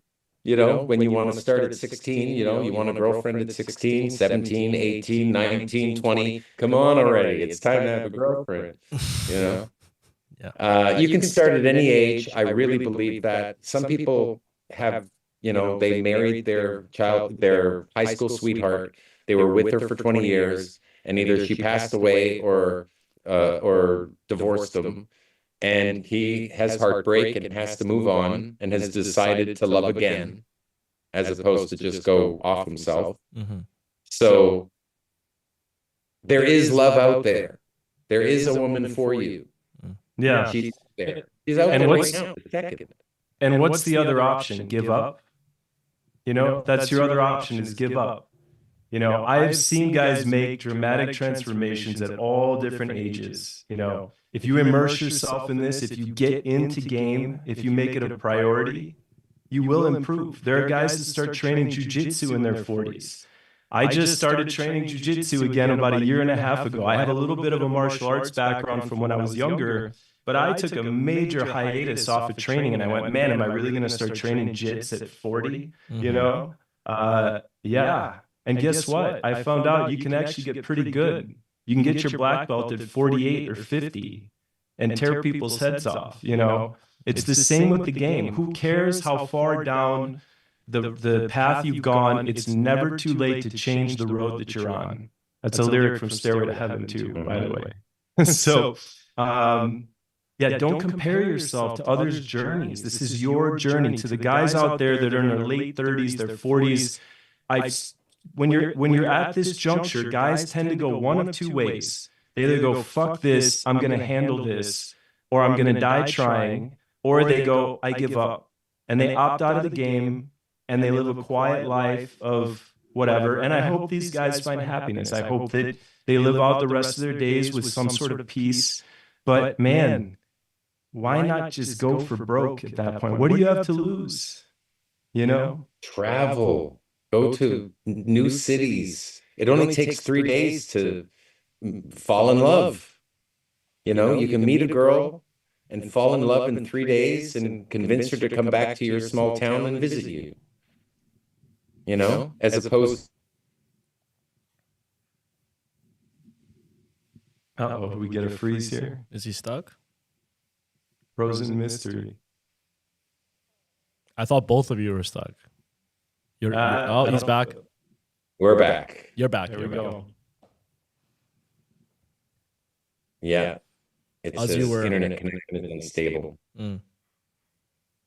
Technical difficulties, but we'll rise above them. Have the courage, no matter what age you are, to build a skill set. Focus on it. Don't focus on trying to get the girl, or you're going to get scared because you don't have a skill set. No, that's the fear. There is a way out, and that is to learn by seeking a mentor, going out in field with a mentor, and learning what he has to teach you, because what one man can do, another can do. So just follow along with the program, right? We do a 3-day boot camp. It's called a boot camp for a reason, because people are walking a lot on a boot camp. By day, it's theory and seminar and lectures. And by night, we take the gentlemen into nightclub environments, rooftop patios, bars, clubs, anywhere there's a lot of people, so they can do a lot of group interactions or sets in a short amount of time, a dozen sets a night. Imagine doing 3 sets, then coming back to me, and I give you feedback on what went wrong in those 3 sets and what I suggest would improve your next 3 sets. And then you just go do that for the next 3 sets. We do that throughout the whole night. By the end of the night, your sets are running a lot smoother and a lot longer. By night 2, we bolt on more material, because there's holes in your game that you discover on night 1. And on night 2, we fill in those holes. We fill in the structure with material. We practice the delivery, and then we're out in the field again. And we go to public gatherings. You face beauty, and you get a chance to meet the beautiful women we're meeting and interact with them, hopefully for longer than 10 minutes, right? If not 25 to 40 minutes, if not bouncing them with us to the next venue. We always choose 2 or 3 venues per night. That way, if the first venue sucks, we can go to the next venue. We can bring girls from the first venue with us to the second venue. Sweetens the pot, right? And that's kind of how we do it. By the 3rd night, students some of them are getting girls, and others are getting lights at the end of the tunnel. They see it, they live in a tunnel, and the darkness there's this bright light at the end of the tunnel, and it is called having a skill set. 3 days and 3 nights with both myself and with the Blaze, you're going to get good at something. What is that something? It's your skill set. It's literally getting good at the gambits that fill the structure. You get good at that, and you can then rely on that material for when you need it. 6 weeks from now, a woman of particular qualities coming along. If you don't think you have the skill set to get her now, respectfully, then why not seek a mentor, train with him, game with him, learn what good pickup looks like so you can replicate it, and then when you meet your dream girl, unleash everything you've learned. I think that's a better game plan than just waiting 6 weeks all by yourself and then meeting her and not having anything to say. That's got to change. That's good. Mystery, I wanted to ask you another question. This is another fan favorite. I want your honest take on this, because I don't know if you've been asked this question before. And this is a question that a lot of Chinese men are concerned with. So in China, most dating companies here, I would say a good 90% of them, so 9 out of 10 companies here, they will do something. What we call in China, we call it 展示面. So what that is they take, let's say, 40 clients or 60 clients, and they'll take them out. They'll rent out, let's say, a boat or a Ferrari or like a nice car, or go somewhere with a nice view. And they'll take turns taking photos for the entire afternoon just to post on their profile that they have all these luxury nice things. And they believe that the attraction that comes from women, when you add them to your social media and women sees this, and that generates attraction because women thinks you're rich or women thinks you're successful. And to me, I personally think that's, we have a word for that. It's called a scam or a fraud. Lying. Yeah, so what's your take? Like what is your take on this? And giving them to the students. Yeah. So what's your take on building a unrealistic high value profile so that attracts women, and they meet this guy in person, right? And they go on a date. So what's your whole take on this? Okay, that's lying. I don't agree with lying. Mm-hmm. You know, you could be broke and still be in love. You know, you don't need to have a picture in front of someone else's car in order to impress her. You're only going to get a certain type of girl, you know? Yeah. Okay, so here, once again, what are your thoughts on this? Because I don't even think this way. Once again, you have this standard value versus unique value kind of dichotomy here, right? When you develop a style of game that is congruent with your personality, you become a razor sharp sword. Instead of trying to adjust your game for this type of woman or this type of woman, right? I am much more a believer in honing in on the style of game that works best for you. Now, you're going to think to yourself, okay, I won't get as many women this way, but I'll get women that are more congruent with my personality, right? That's certainly true, but here's the paradox of it. You'll actually have a larger pool of options because women can smell bullshit. And being a guy that isn't afraid to lead and be himself is a high value quality. So guys that are trying too hard to shape themselves into the ideal alpha male, right? The Taylor Swift of ladies' men, you know, just the cookie cutter. It's misguided.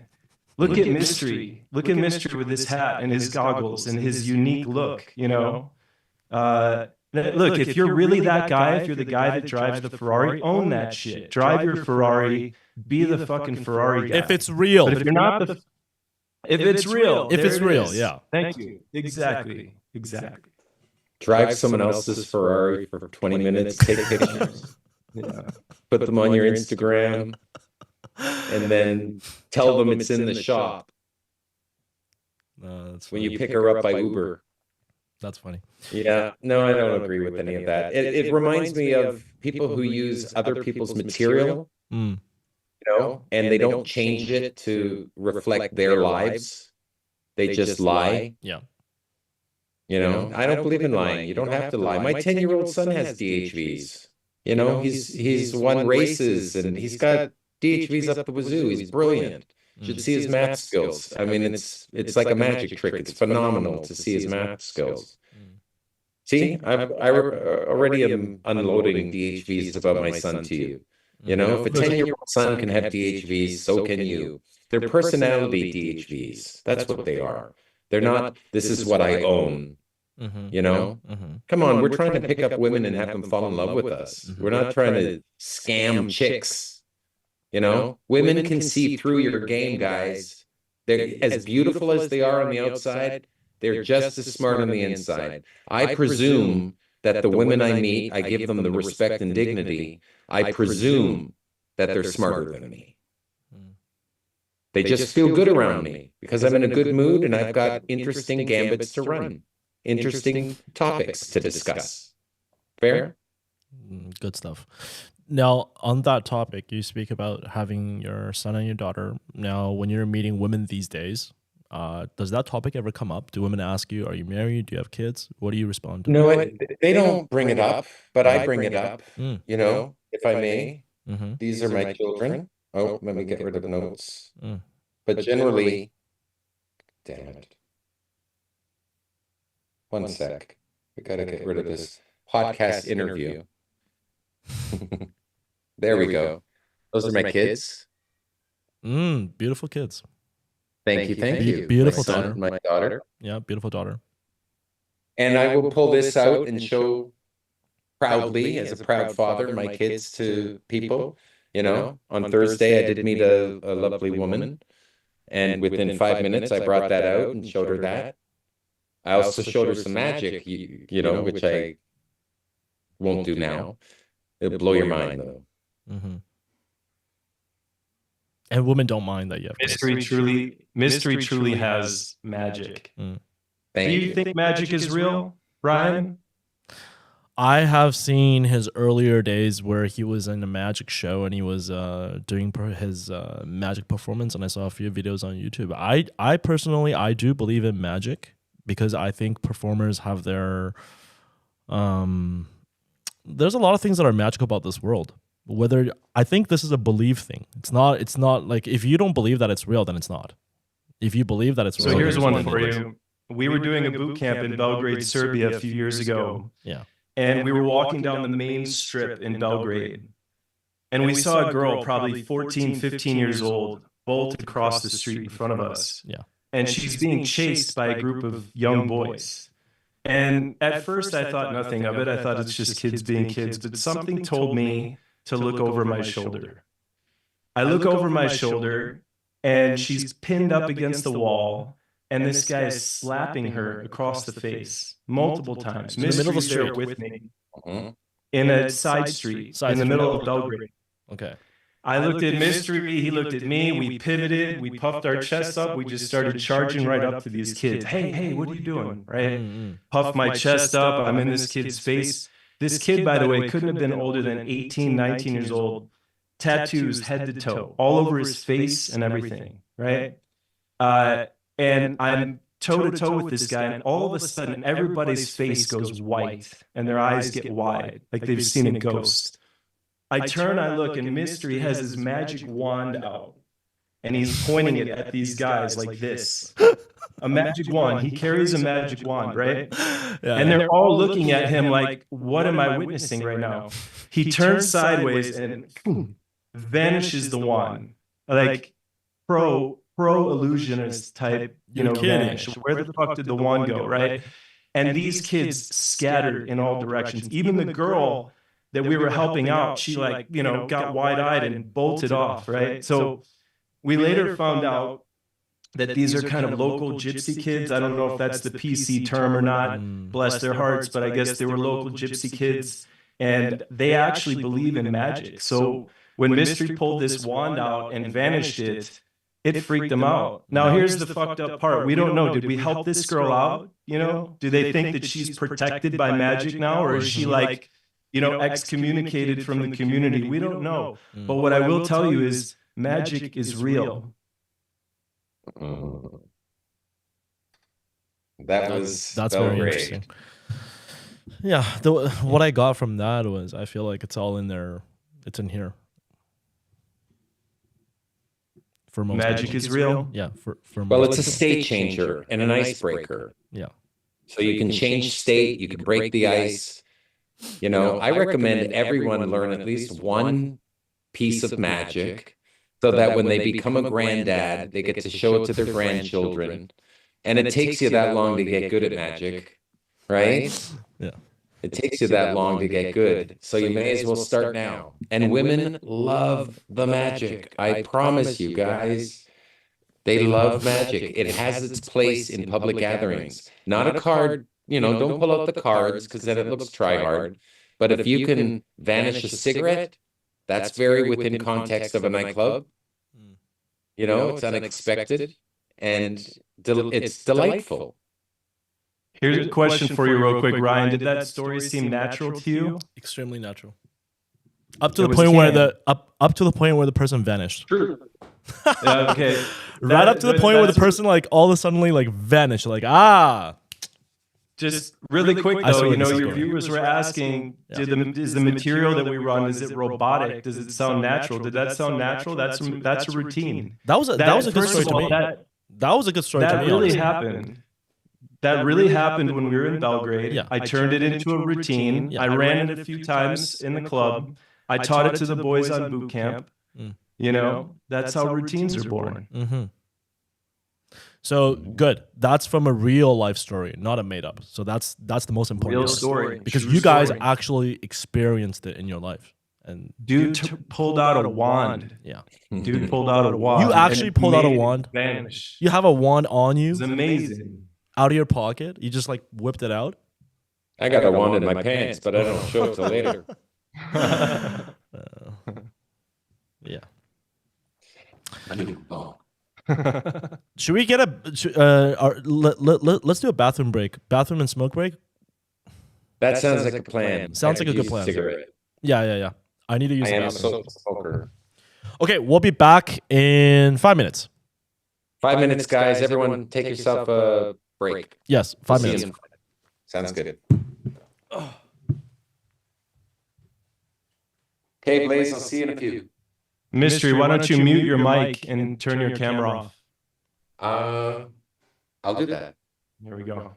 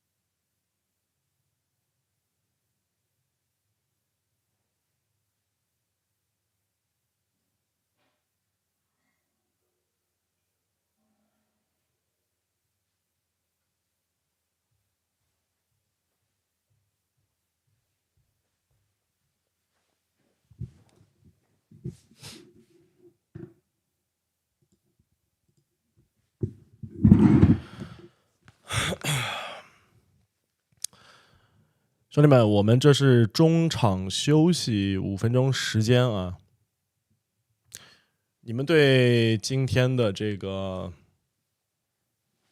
目前感受什么样？可以表达一下。在我的频道上面，我们人生第一次在中国这个情感行业里面，把谜男对吧带来我们直播间采访、访谈、探讨一些问题。也是今天我活动期啊，我这个瑞恩会员课活动期第2天带给我粉丝的这个福利。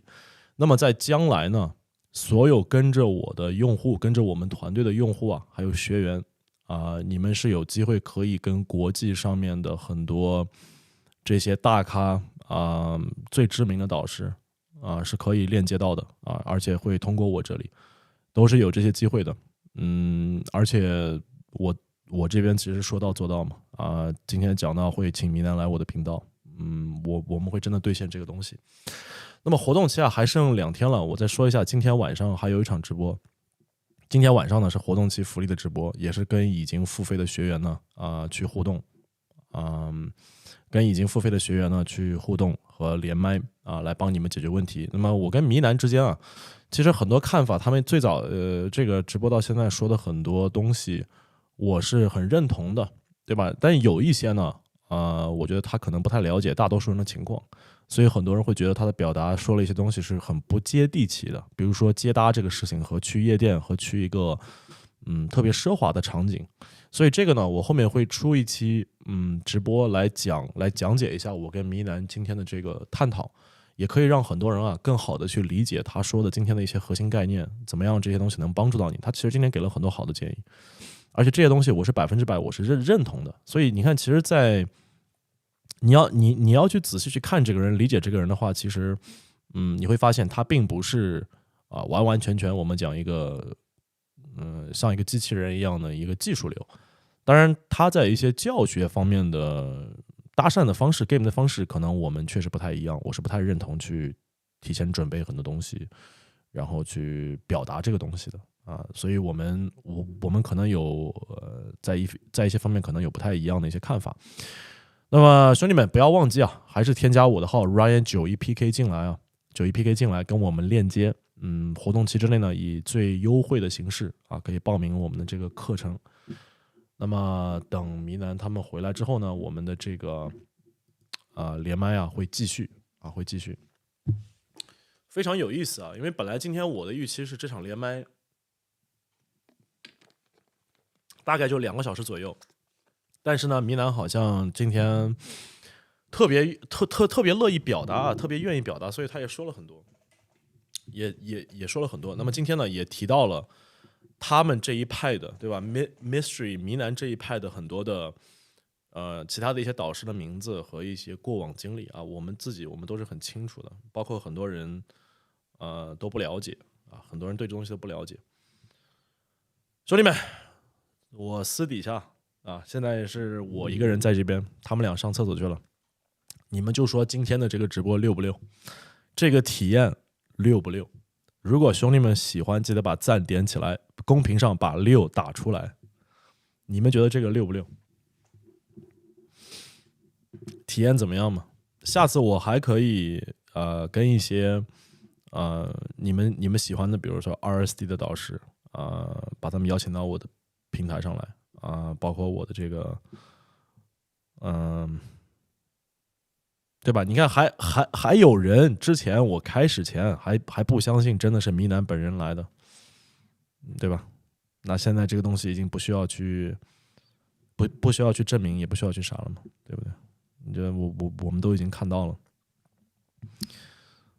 将来也会有一些其他国际上面更大咖的一些导师会，如果我想的话，因为联系他们我都是有渠道的，毕竟我在国外这么多年做这个行业，我自己的名声名气段位也好，已经不是当年09年10年那会儿是一个小白了。的确那个时候是最早开始是看谜男的书开始的最早是看他书开始的。那么这次连线呢，是我们第一次他来到我的频道上连线，当然也不会是最后一次，将来肯定还会有更多的机会啊，他可以来分享更多他的谜男方法。在当今这个社会，我也问了一些你们感兴趣的问题啊，比如说有关于钱的呀，有关于展示面的呀，他们的看法呀等等。后半段的这个连线的话，如果你们想问什么问题啊，因为后面会有一个我设计了一个他们知道我跟他表达了，后面会有一个我们回答我粉丝的问题啊。那么作为我的粉丝跟用户，你们有什么想要去问谜男的？你们还有什么问题想要问他的？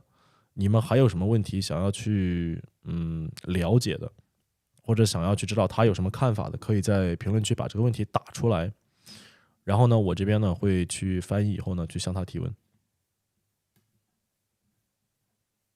会向他提问。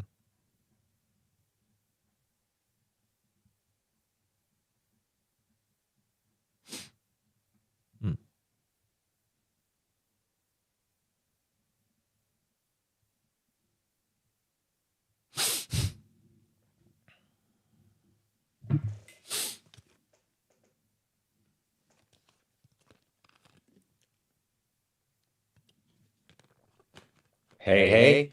You back? I got hit by the sprinklers. Did you? Yeah. That's funny. The sprinklers just went on. Is that what the kids are calling it these days? Okay, we're back now. Okay, so this is our first time we have mystery on my channel, and we have a podcast and a discussion here, and hopefully it's not going to be our last, right? First but not last. Great time so far. I'm really enjoying myself. Thank you. Yes, and we've been talking for about 2 hours now. For the final section of our podcast and interview, would you like to take some of our live fan questions that's coming out of the comment sections? I think that would be great. I hope they're good questions. Yes. So I'm sure there's a lot of people who want to ask you questions right now as they're watching this. Now, one question that I just saw right after you came back was someone asked about feminism. So have you ever approached or dealt with a feminist? Because there's a lot of feminists in Taiwan, in China. A lot of guys meet these girls online or in person, right, at a club or during day game. And a lot of these girls are, they're very active, very aggressive, sometimes have their own strong ideas and very kind of like a lot of feminists think like a man. So have you dealt with that kind of situation? Have you ever dealt with feminists in your days? Well, as I understand it, by the definition of feminism, I'm a feminist. I believe in equality. So right? am I. Yeah, so am I. Right. I mean, we grew up in Canada, right? Yeah. Equality is how I roll. So I don't know any other way. You know? I think that feminists have a lot more in common with the pickup community and the manosphere than people realize. You know, feminists are into sociology and psychology. They're into male-female dynamics and human dynamics more broadly. They're into learning about this stuff, you know. But in general, we try to leave politics out of our coaching, you know, and feminism has become a very politically charged term now. You know, it's typically, you know, relegated to one side of the political spectrum. So I would love to get on some podcasts with feminists. I would like to have these discussions because I think there's a lot more common ground than it's given credit for. And when feminists complain about pickup, you know, I think some of their arguments are valid. You know, there are aspects of this industry that need to be cleaned up a bit, but we're doing our best to teach guys real social dynamics, you know, that work and are respectful to women. You know, we're not out here trying to pull the wool over anyone's eyes. And then more specifically, Ryan, the women that are more masculinized or whatever, that are whatever. I mean, again, it comes down to each person's preference. If a guy wants to be with a feminist, a woman that's taking on a more masculine role, I'm not here to judge that. You can use all the pickup concepts and calibrate it to getting your type of relationship. So more power to you if that's what you're into. 100%. A lot of women out there to choose from. Yeah. Second question we have here. He said, at what point of your life should a person decide to get married? How did you get married? How did you manage to game while being in an exclusive relationship or say in a marriage? Okay, well, I've never been married. I have 2 children, but mom and dad don't get on. So we've moved on from that. And I have had long-term relationships where they would travel with me. Simple as that. They travel with me. We'd go do boot camps together. So your partner, your baby mama, she's okay with you taking her, going to pick up, going to date, going to all these things? Like she's well, okay she's moved on in the same way I've moved on. So she has no say in the matter. I'm going to do what I do. I just want to make my children proud. That's all. You know, I want them. The television show I did on VH1 called The Pickup Artist. Yeah. It's online. Do your peer-to-peer search, and you'll find that online. If you're into pickup, you're going to genuinely love this television show. And it was something that I was proud of. Proud enough to continue teaching what I teach within the show after the show. So I went to Europe, and aside from seeing my children as much as I could, I would tour Europe teaching men the elegant art of the cold approach pickup. You know, the science behind it, the art of it, how to deliver your gambits in an effective manner, how to develop your own gambits, how to get good. You know, how to get consistency in your pickups as well. You know, see the girl, get the girl is the idea. Okay, let's move on to the next question. This is a really good question. I think a lot of guys wanted to know this because you talked a lot about the nightclub scene and you like night game a lot. And you talked about the patio setting, which I know it's not very loud. Like patio setting is good for game. But what's available to a lot of these guys in China when they go on in game is actually really these loud bars and clubs, and they're not able to speak where the women don't hear them. And, you know, they'd be yelling out of their lungs and nobody can hear what they're saying. So their question is, how can I be doing storytelling or even communicate and talk to them if the club is too loud? What's your take on that? It's a very real world issue. Yeah. Some venues are loud. Yeah. What I recommend is in every venue, there's always a chat zone. There's a quiet area somewhere, even if it's outside of the club. Yep. Right? Yep. I've been in situations where I've gotten to the club, would light up a cigarette outside, and meet a girl where I didn't have to actually go inside. Right? It's loud in there, guys, but that's what draws the women. The music draws the women. They want to dance. Women always want to dance, right? So what we can do is run the set for 3 to 5 minutes and then move the set to the quiet area. Here, come join me for a sec. I'm going to introduce you to some good friends of mine. See that soundbite? It's one of many sound bites. Let me introduce you to some good friends of mine. And backwards merge to a previously open set in the quiet area. Right? We do the best we can. It is loud in there. But, you know, pickup is the exception to the rule. The rule generally being that there's low conversion in a nightclub. You know, most girls I'm noting go in packs of girls and they go home alone and they lose. They lose. You know, if they lose enough times, then they're going to lose the game. They can price themselves out of the game entirely if they don't select someone in mating season, or they have to wait till next mating season. Springs rather, spring fever. Maybe you've heard of this phenomenon that women are looking for a man in the spring, and by the fall they have a man, you know, to cuddle with in the winter. Spring fever is a real thing, guys. It's winter's coming now. Train now for spring fever of 2025. You want to be out there and you want to have your skill set developed. Otherwise, you're going to be wondering, how do I open? What do I say? What do I do after I say that? You know, what do I do to attract her? How do I get her to invest? How do I make her comfortable with me so she knows I'm not after anything in particular? You know, how do I let go of my outcome so that I can actually genuinely get to know this girl? Those are the questions that you should be working on. You know, those are the things you should be working on. Ablaze, you seem like you have a thought to share.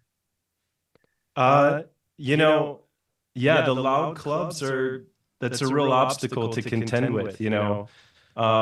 There's got to be a chat zone somewhere, and you got to work the chat zones. Can you do dance floor game? You can. I've done it as well. You know, calibrated dancing towards her and then dancing away from her, you know, and a bunch of nonverbal, energetic exchanges taking place. You know, you can work your game to a certain degree just with body language and, you know, positioning yourself in the right ways. But at some point, you know, you have to have a conversation where your words are entering her ears and her brain is processing the words, right? This is conversational Venusian arts that we're doing here. So find a different club if it's really that bad. If it's one of those clubs where you can't escape the noise, then you got an uphill battle in that place. Then what are you going to do? Get a VIP section and buy bottles and just, you know, pull girls to your table, and then you still can't talk to them. You know, it's not my scene.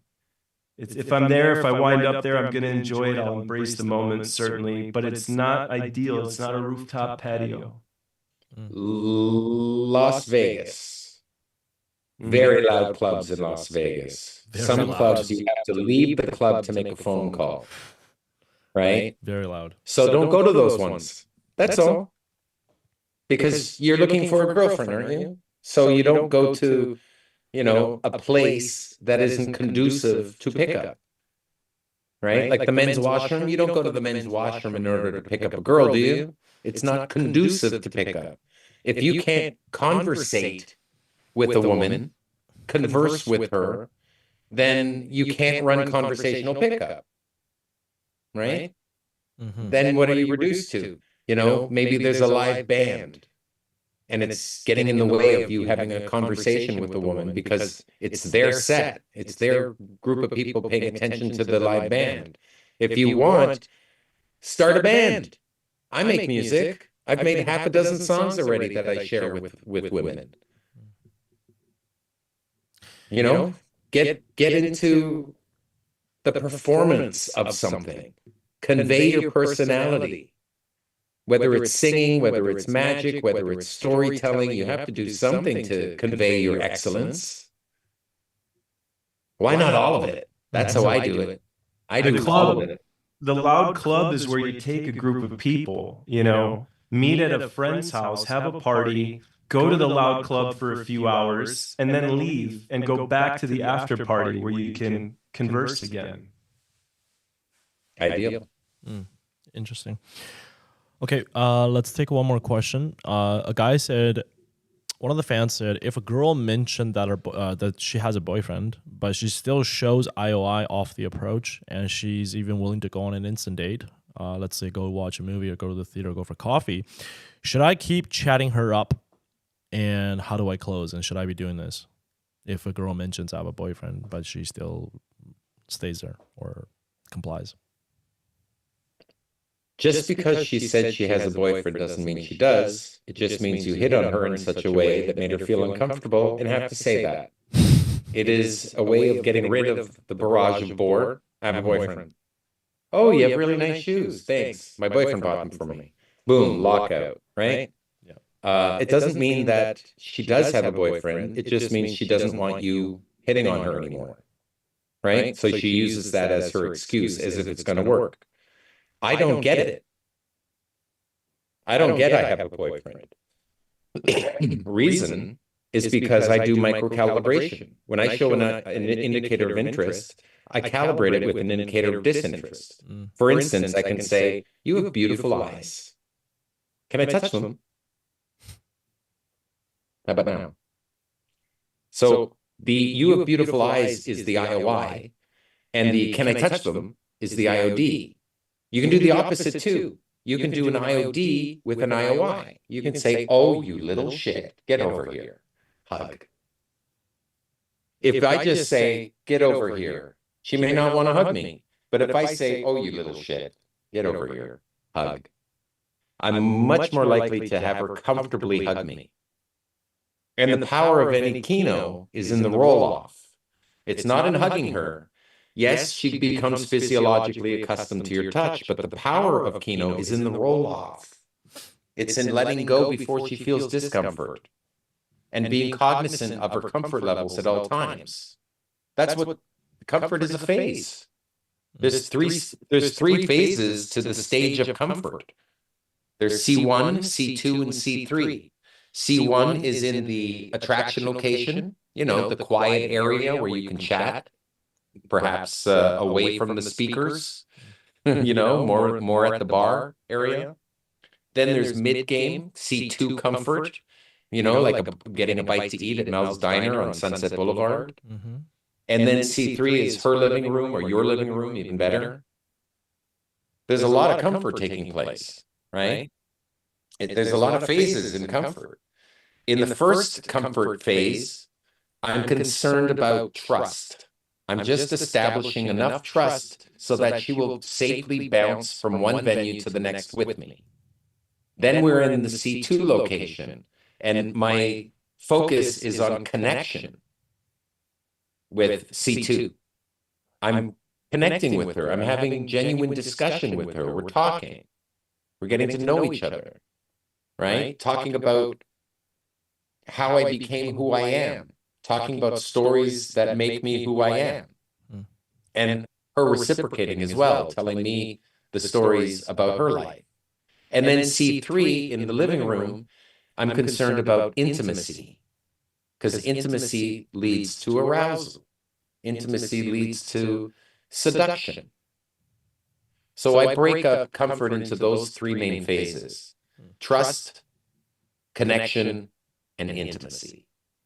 And if you have gambits or material to fill in each of these phases, at least core material that you can rely on when you run out of stuff to say, that's really going to save you from awkward pauses or silent pauses, even worse. Those are my thoughts on that matter. Ablaze? So Yeah, like Mystery said, we shouldn't be getting the boyfriend objection. If we do, I guess it depends on how much of a connection I feel with her. Are we talking about 25-year-old ablaze? Are we talking about 35-year-old ablaze? 25-year-old ablaze might have ignored the boyfriend objection and ran his game anyway. Let's see how much this guy really means to her, you know? Generally speaking, if a girl has a boyfriend, well, again, I'm engaged right now, so putting myself back in single mode. If I was talking to a girl and I found out she had a boyfriend, if I really felt a strong connection with her, like I'm talking, you know, this is girlfriend material right here, that going, part of the question was, should I be gaming a girl with a boyfriend? I don't know. You know, that's a decision you have to make sort of on a case-by-case basis. From my understanding, in China, there's a ratio issue. There's more men and less women, so maybe many women will have boyfriends. She's not married yet. Does she have kids yet? I don't know. I can't answer that on a moral ground, you know. In general, I try not to wreck connections unless I think there's real potential. If I'm just looking to hook up with somebody and I'm saying, man, this girl's hot, but nothing else, I'm probably not going to disrupt her relationship. I'm going to let her go. There's plenty of fish in the sea. I operate from a frame of abundance. So Good. I had met a woman this many moons ago that was a long-term relationship in time. And in the first 3 days, she never told me she had a boyfriend until it was too late. Right? It wasn't until the third day when I was leaving the house with her, holding her hand, and she let go of my hand in public that I went, okay, something's up. And I said, what's up? And she said, well, I have a boyfriend. And I'm like, well, you don't now. Clearly, you've been with me for 3 days. And then when I invited her to the next city, because I was on tour, she showed up. She became my girlfriend for 3 years. So if you microcalibrate, which is written about in the book Revelation, that Love Drop penned, the boyfriend objection won't even come up. Whether she has a boyfriend or not. You never give her reason to use the boyfriend objection on you. And I'll say this too, since there's a huge percentage of guys that are into day game, when you get the boyfriend objection off a day game approach, it's done. It's usually done. You do some sort of direct approach and tell her she's pretty and blah, blah, blah. Sorry, I have a boyfriend. You're usually not overcoming that one. We do indirect approaches. We initiate the conversation without telegraphing interest on the open. That's what indirect opening is about.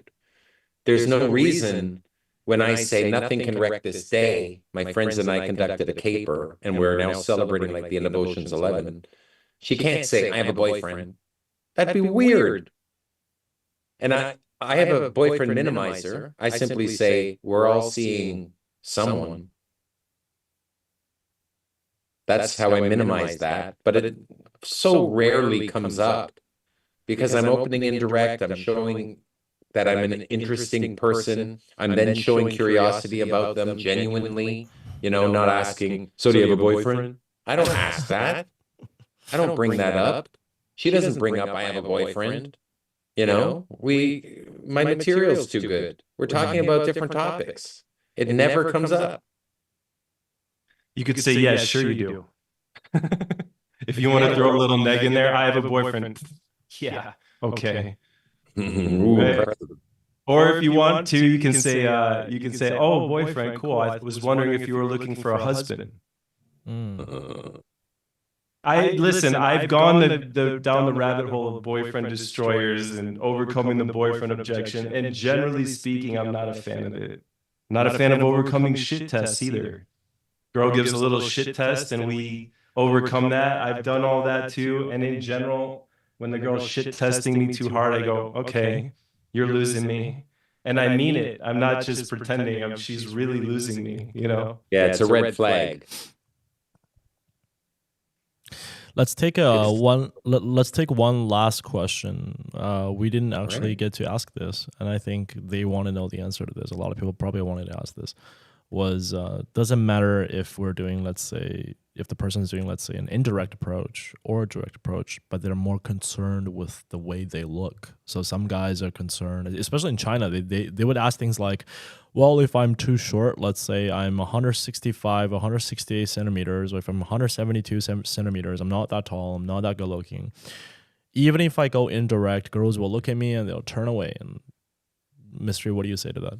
Yeah, that's negative future time projection, you know?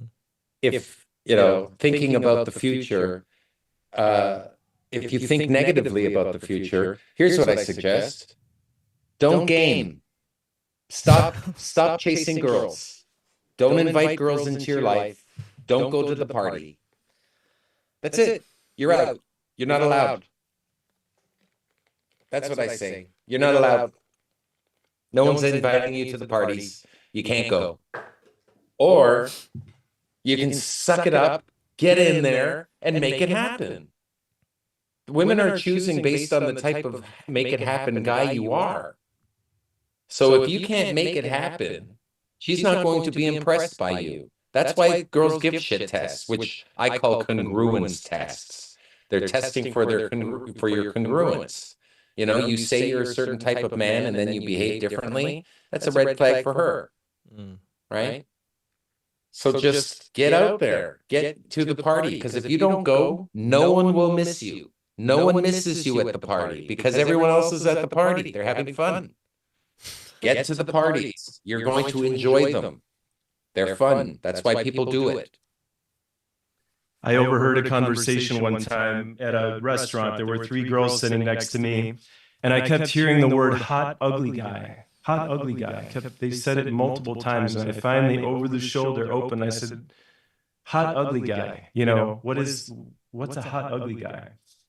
And they proceeded to tell me about one of their friends who they know is objectively ugly. He's not a good-looking dude. He's short. He's got a bad complexion. He's balding. He's not a classically good-looking dude. But his charisma and his personality make him hot. They said, like, we don't even look at him as an ugly dude. He's hot, right? And I was like, so is there such thing as an ugly hot dude? And they went, oh yeah, we have this friend that, you know, objectively he's really attractive, but he's so negative, and he's, you know, he always gets the bad angle of you when he takes a picture, and just he sees the negative in everything, and he's, you know, objectively a hot dude, but we all think of him as ugly. So there are ugly hot dudes, hot ugly dudes out there, you know. And here's the other cool thing about it. Good game can get you women that are a few points more attractive than you. I'm not big on rating people 1 to 10, but if you're a 5, get you some 7s, man. You know, maybe a wayward 8 from time to time. You're rating women. Focus on the game. You know, I'm not rating women in the truest sense. You get it. For this topic. Good stuff. Yeah. Good stuff, man. I'm so I'm super excited. I was super excited to have you guys on my show, on my channel. This is a moment for me personally. Because I've came a long way, and I really appreciate both of you guys coming on here and having this collaboration. And at the end, do you guys wanted to say something about your upcoming workshop? People wanted to know what are your trainings coming up and your courses coming up, Mr. Cold approach pickup is an interesting topic. Blaze, maybe you want to tell everyone about our upcoming live online. For those who can't come to a live boot camp, we have an offer. We've had a few Chinese guys too. I understand a big portion of your listeners are in China. Taiwan, we had a guy from Taiwan on our last live online as well. We had a guy from India. But essentially what we're doing is 3 small workshops at prices that anybody can afford. There's a $150 option, a $275 option, and a $375 option, or you can buy a bundle and get all 3. The first workshop is starting in 5 days.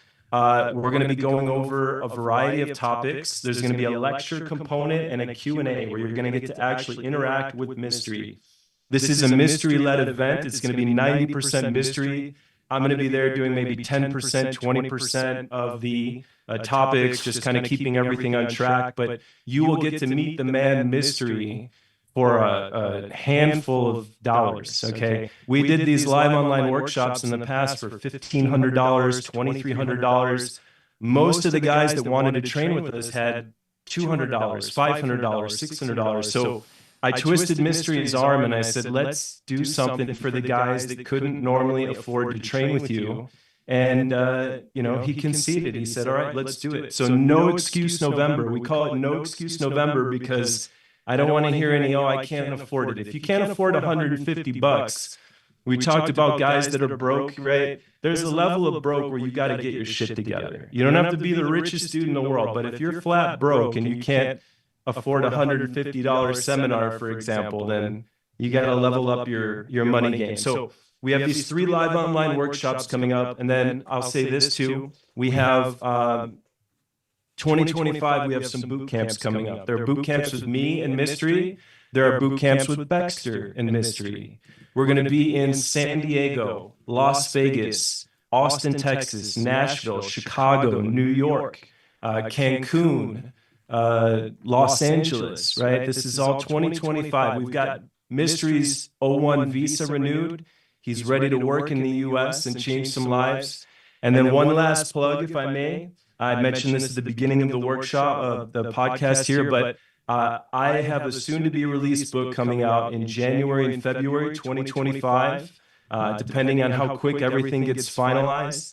It's a 250,000-word book on the game, and it is a technical book. It was inspired by Mystery's teachings. It's very similar to the M3 model. I get into the technicalities of the game. It's not fluffed up. It's 250,000 words of life-changing stuff. So it's called The Vortex of Love. I'm very proud of it. It is truly my biggest professional and personal accomplishment. So I hope you guys will pick up a copy of The Vortex of Love when it's out. And speaking of books, there's no doubt that books are a wonderful way to get the door open, to begin the adventure of a lifetime. I have written some new books since The Mystery Method, How to Get Beautiful Women into Bed. We've got Revelation, that is a classic now. It's about micro-calibration, how to play calibrated game, that Love Drop had assembled, and it's all about his adventures with me. That's a great book. It's been turned into an audiobook just recently. There's the Hey Guys book. It's a collection of 60-plus openers. It comes with the Book of Negs, which is 150-plus negs, more than enough to understand how to make women laugh and not telegraph interest. There's a lecture series on my digital store as well, and you can access all of this right now at askmystery.com. I'll say one more thing too, Ryan, if I could chime in. We would love to one of these days come to China and do some kind of collaboration with you. So, let's have that discussion as well. I like the idea. Let's talk about this after. Sounds good. Sounds good? Yeah. But real quick, the guys that do sign up for our live online, if you visit askmystery.com, make your way to the live online webpage, we are going to offer a few bucks off to anybody that signs up from this podcast. So mention that you saw us on Ryan's podcast, and you'll receive a few bucks off. We hope to see you there. Okay, guys, I'm going to wrap this up. Thank you guys both so much for, once again, coming here. And Mystery, you were a big influence, I think, not just only in my life, but I think in a lot of Chinese guys who got into the pickup community. You were definitely one of the first guys that everyone started watching and reading about coming into this community and trying to change their lives. And I'm glad you're still around, because at 52, 53, a lot of people think you're not around anymore. A lot of people think that you're retired. A lot of people think you went off doing your own thing. But this podcast, the very first one in front of a Chinese audience, solidified the fact that you're still here and you're still doing it, and you're well, and you're on your way, and you're still going to be continue doing this. So hopefully we will see you back here and hopefully visit China one day, coming here to do an actual seminar in person, as well as maybe some boot camps in field. And then we'll talk about some collaboration. Also, you're getting you a visa to China. We'll talk all about this afterwards. But once again, thank you both of you for being such a big influence in our community and setting the foundation and base for every other method and technical things that came out after your mystery method. Because I know a lot of dating coaches, especially the whole RSD, the whole RSD team, came from the mystery method originally, and they were your students, especially Owen and a couple of the guys that I know. Again, thank you so much. Very kind words, man. I very much appreciate that. Thank you very much. Thank you. Good time. All right, man. Thank you, guys. And we will leave on this note. And this is Ryan, and I will see both of you guys next time. Cheers, guys. Cheers. Cheers.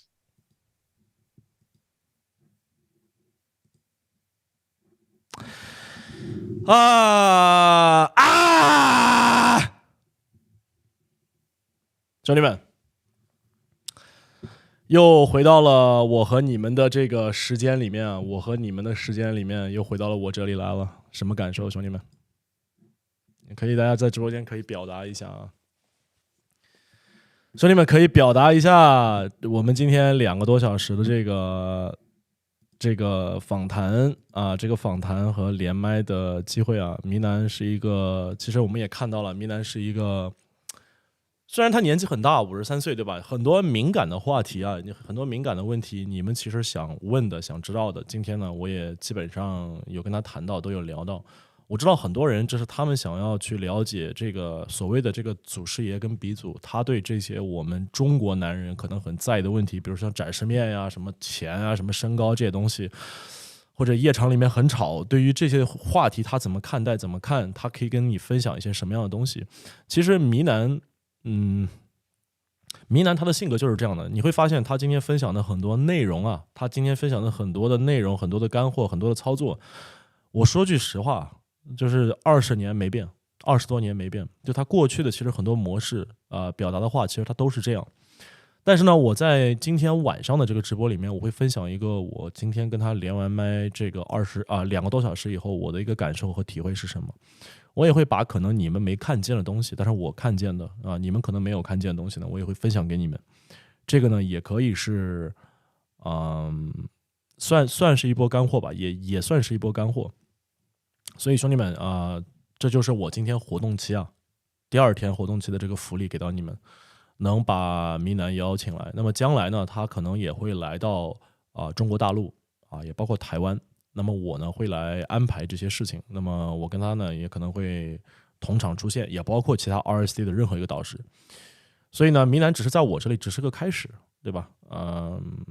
我对他本人其实并没有那么大的好奇，但是一定是很尊敬和尊重他的，因为他的确是我进入这个行业以后，看的第一个人。我相信对很多人都是。所以今天呢，我也代表了。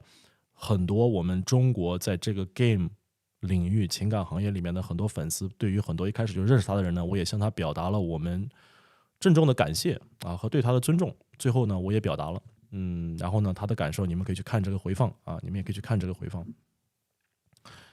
那么今天的这个直播访谈我们就到这里了然后呢，今天是2个多小时，2个半小时时间，这个回放呢，我会一直留在我的油管上面。所以你们可以一直回来看。那么在我抖音部分呢，我可能会剪一些他讲的一些问题跟回答跟干货，我可以把它翻译了以后呢，放到了我的一些别的平台上面。兄弟们，今天的直播分享我们就来到了尾声，不要忘记给今天这期直播点赞这也是我靠我自己的人脉和我的能力和我活了，就是在这个行业里面活了10几年，过了10几年，努力付出得到的结果。跟我自己后来成为今天这个样子都是一样的，它都是一种结果。你能被行业里面最顶的人所认可，并且和别人平起平坐，并且被别人欣赏，能够跟你一起来做这些事情，一定是因为自己努力的。因为你要知道，在15年前，我还是18岁的时候，我跟谜男这辈子我都不认为我能跟这个人能见面，我都不认为能跟他有任何的联系，只是在书里面读到了一个我们讲神奇或者传奇的人物。虽然后来我的人生有了很重大的改变，我自己也去实战了，那么也会后面会更加的我觉得努力，因为本身我们自己这个团队，我和我的团队跟我背后的我们这个新世界这个团队啊，我梁叔还有我们团队里的很多导师啊，古医生也好，醒也好，柏林也好，我们都在不断的去学习和提升我们自己。所以最后在这里呢，我还要说一句，就是一定要去关注我们新世界 TV 这个频道，这个频道里面讲的干货内容才是真正的我们讲能改变一个人人生的心理层面的东西。